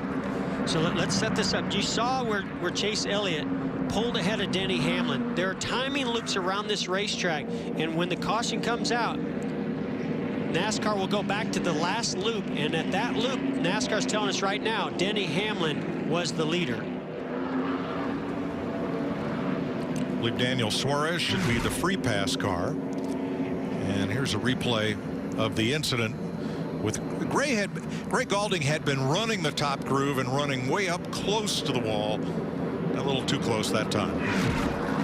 Larry Mack, 42 to go. what would you like to do? Well, if I'm anywhere up inside about the top 8 to 12, absolutely staying out. We've only run 18 green flag laps, and we're going to go back racing with less than 40 to go. So with 21 cars on the lead lap, so he might be the first taker. Of course, Keselowski's going to be the contrarian and be the first one to peel off onto pit road. From 9th place, Brad Keselowski pits, and most of those behind him are in.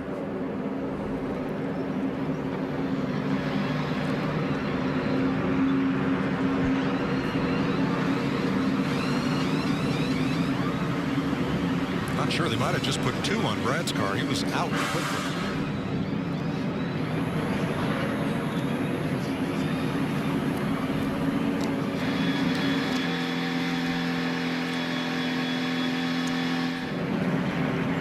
To go. I guess, Larry, your bet is made right here. Well, yeah, whether you change 2 or whether you change 4, I mean, Mike, it looks like to me just a quick count. We probably got a dozen cars that stayed out. I don't think that's a race-winning move right there coming to pit road. Maybe it buys you a little better finish at the end of this thing. So Keselowski from 9th was the first car to pit, still working on that overheating condition on Nemechek's car. Well, remember, Keselowski's one of those teams and drivers that he stayed out earlier in the race, but was the first car when the cars that had 4 tires were behind him, and he lost several positions. So I think in Keselowski's position, where he was at, 9th position, I think he just didn't want to be the last car there to not come. Okay. You really, I mean, even with that many laps, you're just kind of a sitting duck to those guys that have fresh tires and how they can attack you on that restart. Well, this short track is about to deliver us a typical weekly short track feature. It's going to be about a 35-lap race from here. And we know, what is it? Cautions breed cautions. I mean, the intensity is going to ramp up. There's going to be less give and take. We've already seen some of these restarts get pretty wild where cars are getting loose underneath one another, making contact. I expect a lot more of that. Larry Keselowski was the first car to pit road. He took just left side tires? Just left side tires. I just had looked at my sheet here, and it just had popped up to left side tires. So that's kind of interesting as well. I don't know. If I was going to come to pit road there, I believe I'm going to go ahead and get 4 tires. Well, and we do know from Goodyear that they've told us the left sides do wear excessively. A lot of it is because of that traction compound and the rubber that builds up on that lower groove. But I'm with you, Larry. I don't know if that's the move I'd want to make in the closing laps of this race. Well, let's point out Keselowski has a win. He won the Coca-Cola 600. So when you have a win in the bank and you're locked into the playoffs, you can gamble a little bit. Denny Hamlin, Chase Elliott.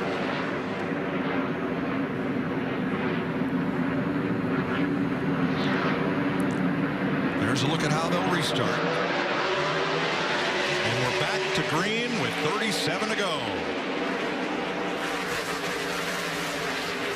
Chase Elliott with the battle from the outside of the 22 of Logano, taking advantage of that outside lane.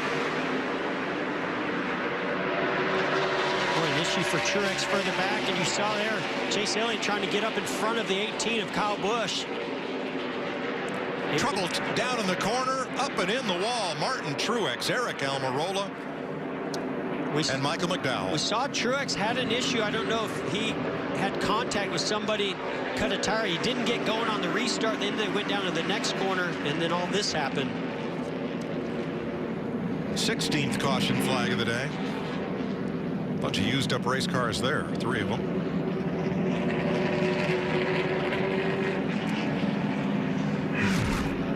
And that all happened. You can already see the 19 sideways right there through 3 and 4. Loses a lot of momentum. Little nudge from the 34. Goes into the corner. Oh, Bubba was pushing the Almirola into the corner. That sent Almirola up and made contact with the 19 of Truex and sent him around. Another look at it.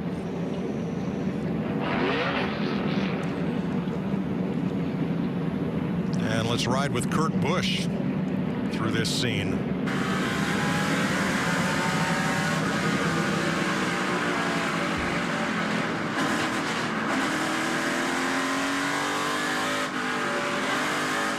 you looked out ahead, you could see Bubba was to the rear bumper of Almirola. Then the two of Keselowski got to the rear bumper of Bubba Wallace. So they were all pushing and shoving one another into the corner. That's typically the results when you do that. Boy, Michael McDowell had a decent race going to that point, and with no damage on his car until he got caught up in that. Yeah, one of those drivers that stayed out, get some track position, probably come down pit road, fix that damage, get 4 fresh tires now. 16th caution of the day. 20 is the record. We don't want to get to that. Timmy Hill gets the free pass. That's not a record we want to set, is it, Mike? Of course not.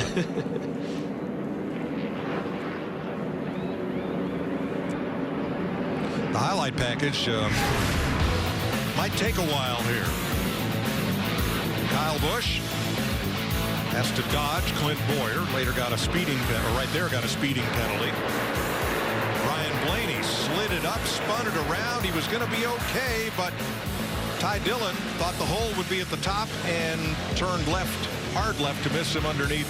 A little too late. Couldn't get slowed up, and both cars ended up out of the race.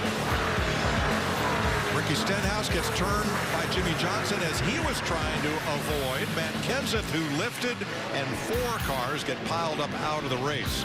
Reddick, Custer, Bowman, and Stenhouse. Chase Elliott wins stage 1 and stage 2. And the most recent of 16 caution flags. Bubba Wallace in the back of Eric Almirola, into the side of Martin Truex, and everybody into the wall, including Michael McDowell gets a piece of that.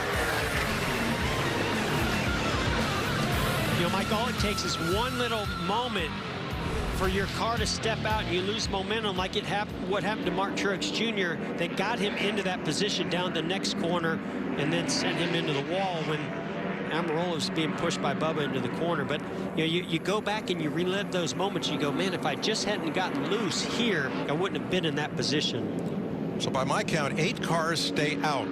Everybody else on the lead lap to pit road.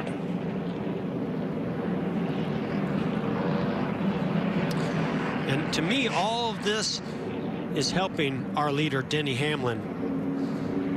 You know, those tires get a chance to cool down. He gets to control the restart. However, the closer we get to the checkered flag, every restart creates a greater sense of urgency for everybody behind him. No doubt. We've seen where Joey Logano in that 22 car has some very fast short run speed. Line him up and let's go. And now Kyle Busch is going to get the advantage speed in the outside lane. That sort of insult injury for Chase Elliott. He started on the inside of the front row, lost 1 position. Now he'll be inside of the second row.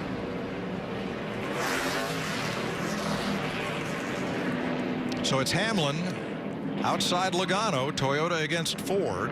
In row 2, Toyota of Kyle Busch against the Chevy, the Camaro of Chase Elliott, who has teammates in row 3, Jimmy Johnson and William Byron. Bubba Wallace up for 7th, Keselowski 8th, Boyer 9th, Newman 10th. What are the chances we have another caution here, Mike? I'll let you know about that in a second. All right, Larry. Well, let's get this restart in first. Green flag. You're clear by half, 18's there barely. You'll beat 18 to the corner here. Outside bumper still there. You're clear by half. Pick the lead you want. That's TJ Majors, Joey Logano's spotter, calling the restart. Kyle Busch up for 3rd. Kyle drove really hard in the corner. You see that car bottom out, and in the racetrack it go up the racetrack a little bit. Everybody around the bottom now. Some of the fastest lap times, even on these older tires, we've seen all day. Chase Elliott able to get by Kyle Busch. That was a big move.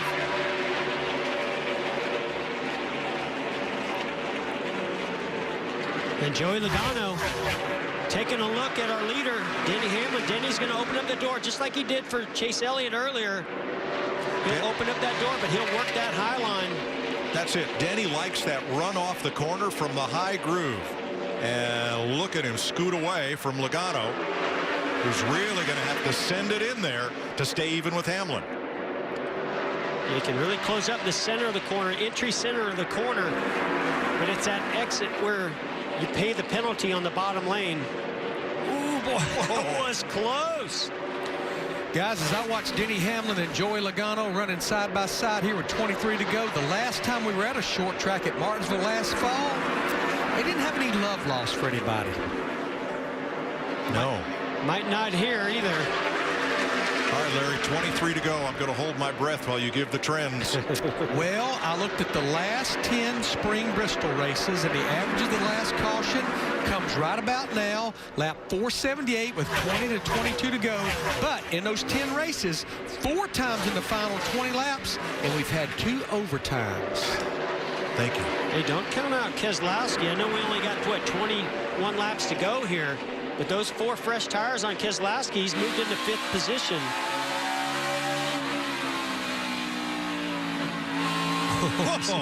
William Byron get loose as Bowyer goes by.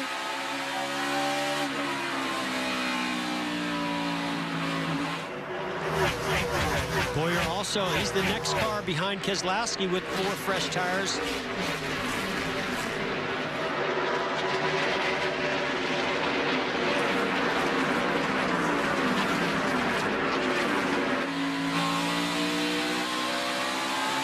Now, it's almost a quarter of a lap of clear track ahead of the leaders, and then lap cars are going to come into play once again. Oh, you had some contact right there with Jimmy Johnson, Quinn Houff. Hopefully he doesn't cut down a tire. And a lot of good bit of damage on Houff's left front. You can see the damage might cause the left front tire of Quinn Houff to go down.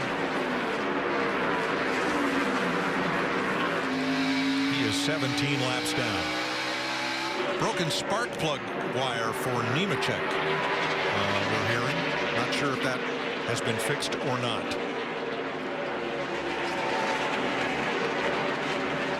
All these leaders, these top 4 or 5 guys, all running about the same lap times. Kyle Busch working that inside lane on Chase Elliott. It's going to, if it stays like this, Mike, it's going to be all about lap traffic. Half a straightaway ahead, Jeff. Yeah, they're coming up on them quickly. And when they do, it's just going to be all about how you navigate, how you plan, how you look out ahead. Remember when the lead changed with Kyle Busch and Denny Hamlin? Kyle Busch saw those lap cars coming, was able to change lanes and take advantage of it, get position to the inside of Denny Hamlin. He's still working that inside lane. He's got a ways to go to get up there to Denny Hamlin. So now Joey Logano is going to have to try to plan that move.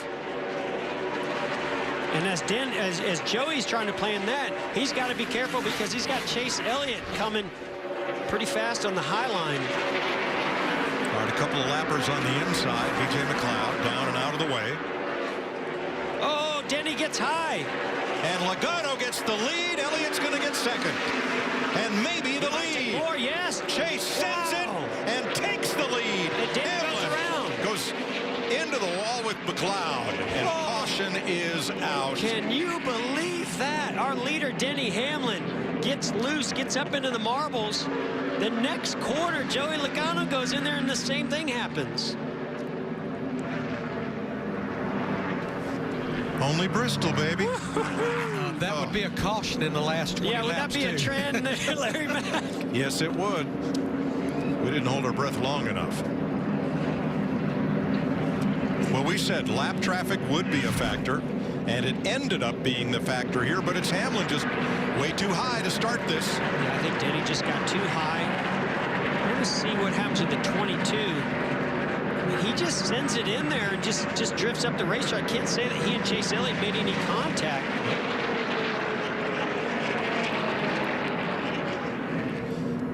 I mean, they were close, but yeah, it just looks like Logano just carried a lot of speed trying to jump up in front of Denny Hamlin. Unfortunately, he carries too much momentum up to the top and goes and gets into the marbles and into the wall slightly. Timmy Hill's the free pass for at least the 4th time today. And the lap cars, McLeod and Smithley, they were staying down low, out of the way as much as they could. I don't really believe they were a factor in this. No, they weren't a factor. Let's see, so now Denny's going to come. He's going to make contact with Joey. When he does, look at how it plants that right front and turns him around.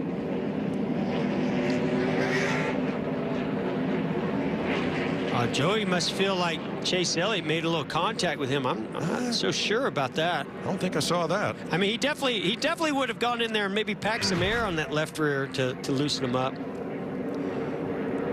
Well, Denny Hamlin's got a lot of damage coming to pit road.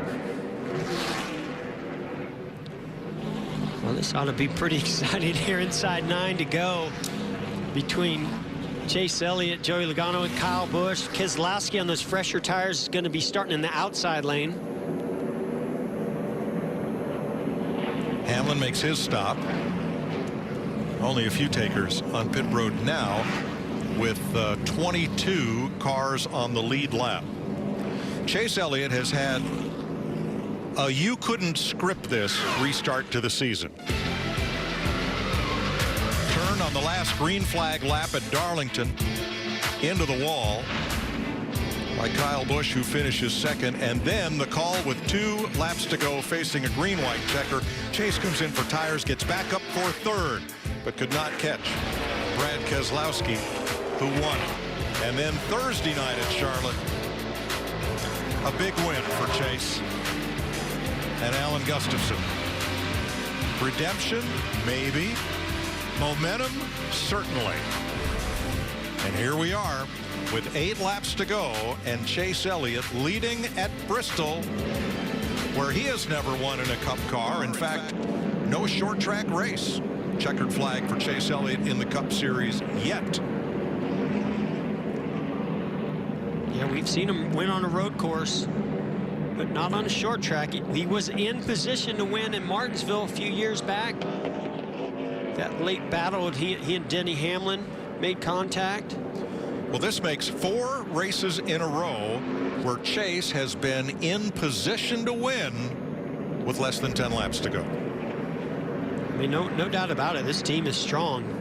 There's your crew chief, Alan Gustafson, one of the best crew chiefs I ever worked with. This is a smart guy, builds a fast race car. I know he took a lot of criticism at the 600, and you know, that's part of being a crew chief. You take that on your shoulders, but he's also should take a lot of credit for putting this car in position to lead a lot of laps and win that race on Thursday and have a shot at it here. But he's going to have to beat one of the best on restarts in in Joey Logano and Kyle Busch and Keselowski. 3 cars back up into the top 10 after trouble earlier. Eric Jones in 8th, Austin Dillon in 9th, Bubba Wallace in 10th. Kurt Busch back on the lead lap. He's 11th ahead of Harvick.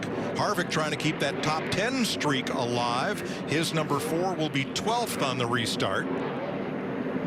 Chevy, Ford, Toyota, 1, 2, 3. Elliott, Logano, Kyle Busch. Pace cars in, folks. It'll be 5 laps to go at Bristol. And Chase Elliott brings him to green with a sizable margin over Logano and Keselowski. This is where it gets tricky for Chase Elliott. Which lane do you pick? Joey Logano's right on the bottom. Can Chase get the drive off the high side that Hamlin did? He did that time. Now what do you do? Now Chase is going to go the high line.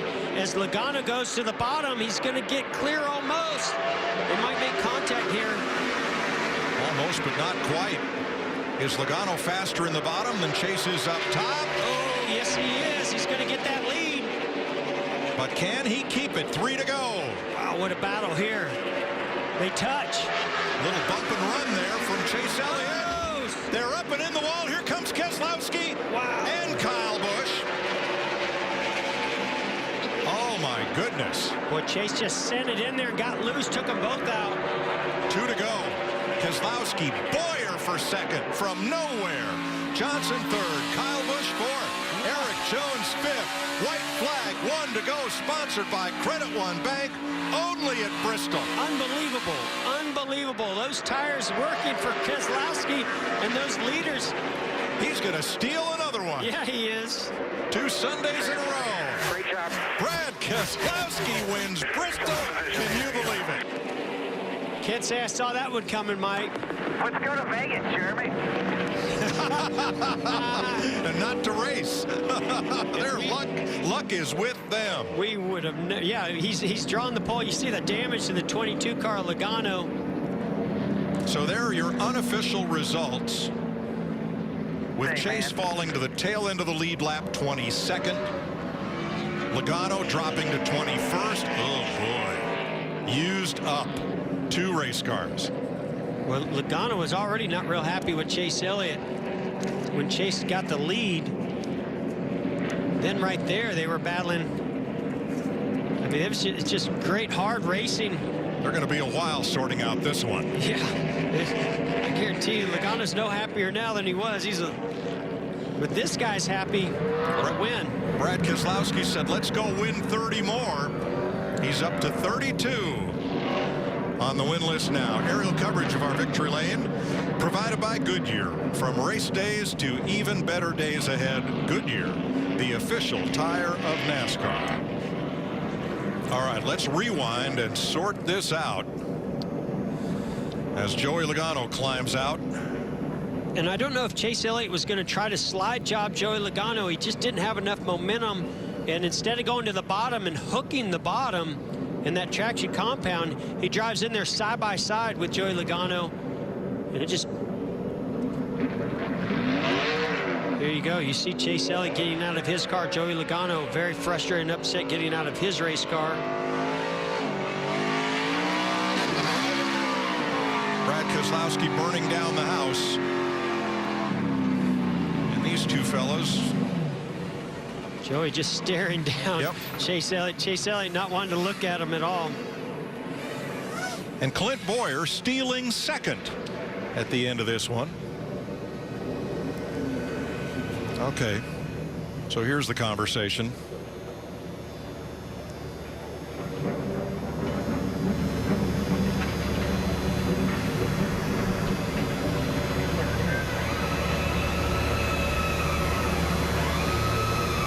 Clearly trying to, walk through the steps, explain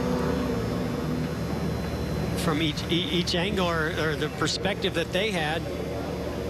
I'm afraid, Jeff, they're going to have to agree to disagree. No doubt about it, Mike. You know, you want to see good, close, hard racing, and we definitely saw that as Joey Logano goes by Chase Elliott. Chase Elliott makes a little contact, moves him up the racetrack, gets position, makes a little more contact. Now, right here's where I expected Chase Elliott to go to the bottom. He doesn't. He just slides. He did. Car wouldn't stick. Yeah, exactly. He may have tried, but it definitely didn't stick. Here's that little bit of contact down the back straightaway. No, nothing wrong with that. Then they go into the corner, and Chase just carried a lot of speed in there. It looked like the car just jumped loose right as he was transitioning over the banking, or from the straightaway onto the banking, and he was just holding on tight when it did that.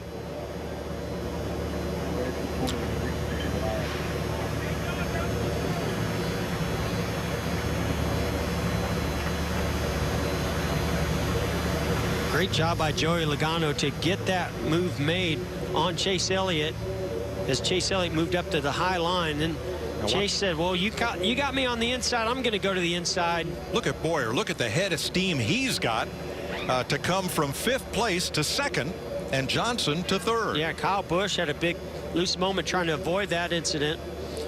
All right, before we sort it all out, let's go celebrate with the winner, Matt. Brad Keselowski down here in turn 1. You saw it through the windshield. You saw it on the big screen. Being in the right place at the right time pays off. Oh, my goodness. I think everybody on this Discount Tire Ford Mustang team is going to go to Vegas. Is it open yet? Because things have been going our way from the luck of the draw and the qualifying to, the last few laps there. We couldn't get anything to go our way at the start of the race, with cars staying out, and kept getting the bottom lane on restarts, Matt. And just nothing was working out. Then at right at the end, we came in, we put 2 tires on the lefts and drove up to, I guess, 4th or 6th, I don't know, something like that, and put ourselves in position. I could see Joey and Chase, they were getting really racy there, and I didn't know what was going to happen, but I knew if I just kept my eye open, Matt, something good might happen, and sure enough it did. So incredible day. I mean, I'm so happy for the team. This was a never give up effort, and that's what we're becoming as a team. Never give up effort. His third win here in Thunder Valley, Mike. 32nd career victory for Brad Keselowski. 124th for Team Penske. Well, here is the defining moment of this race as Chase Elliott sends it down into the corner. It doesn't stick. He and Joey Logano are into the wall. Keselowski gets the win. Clint Bowyer gets his best finish in a long, long time. Brad Keselowski, he's your winner in Bristol.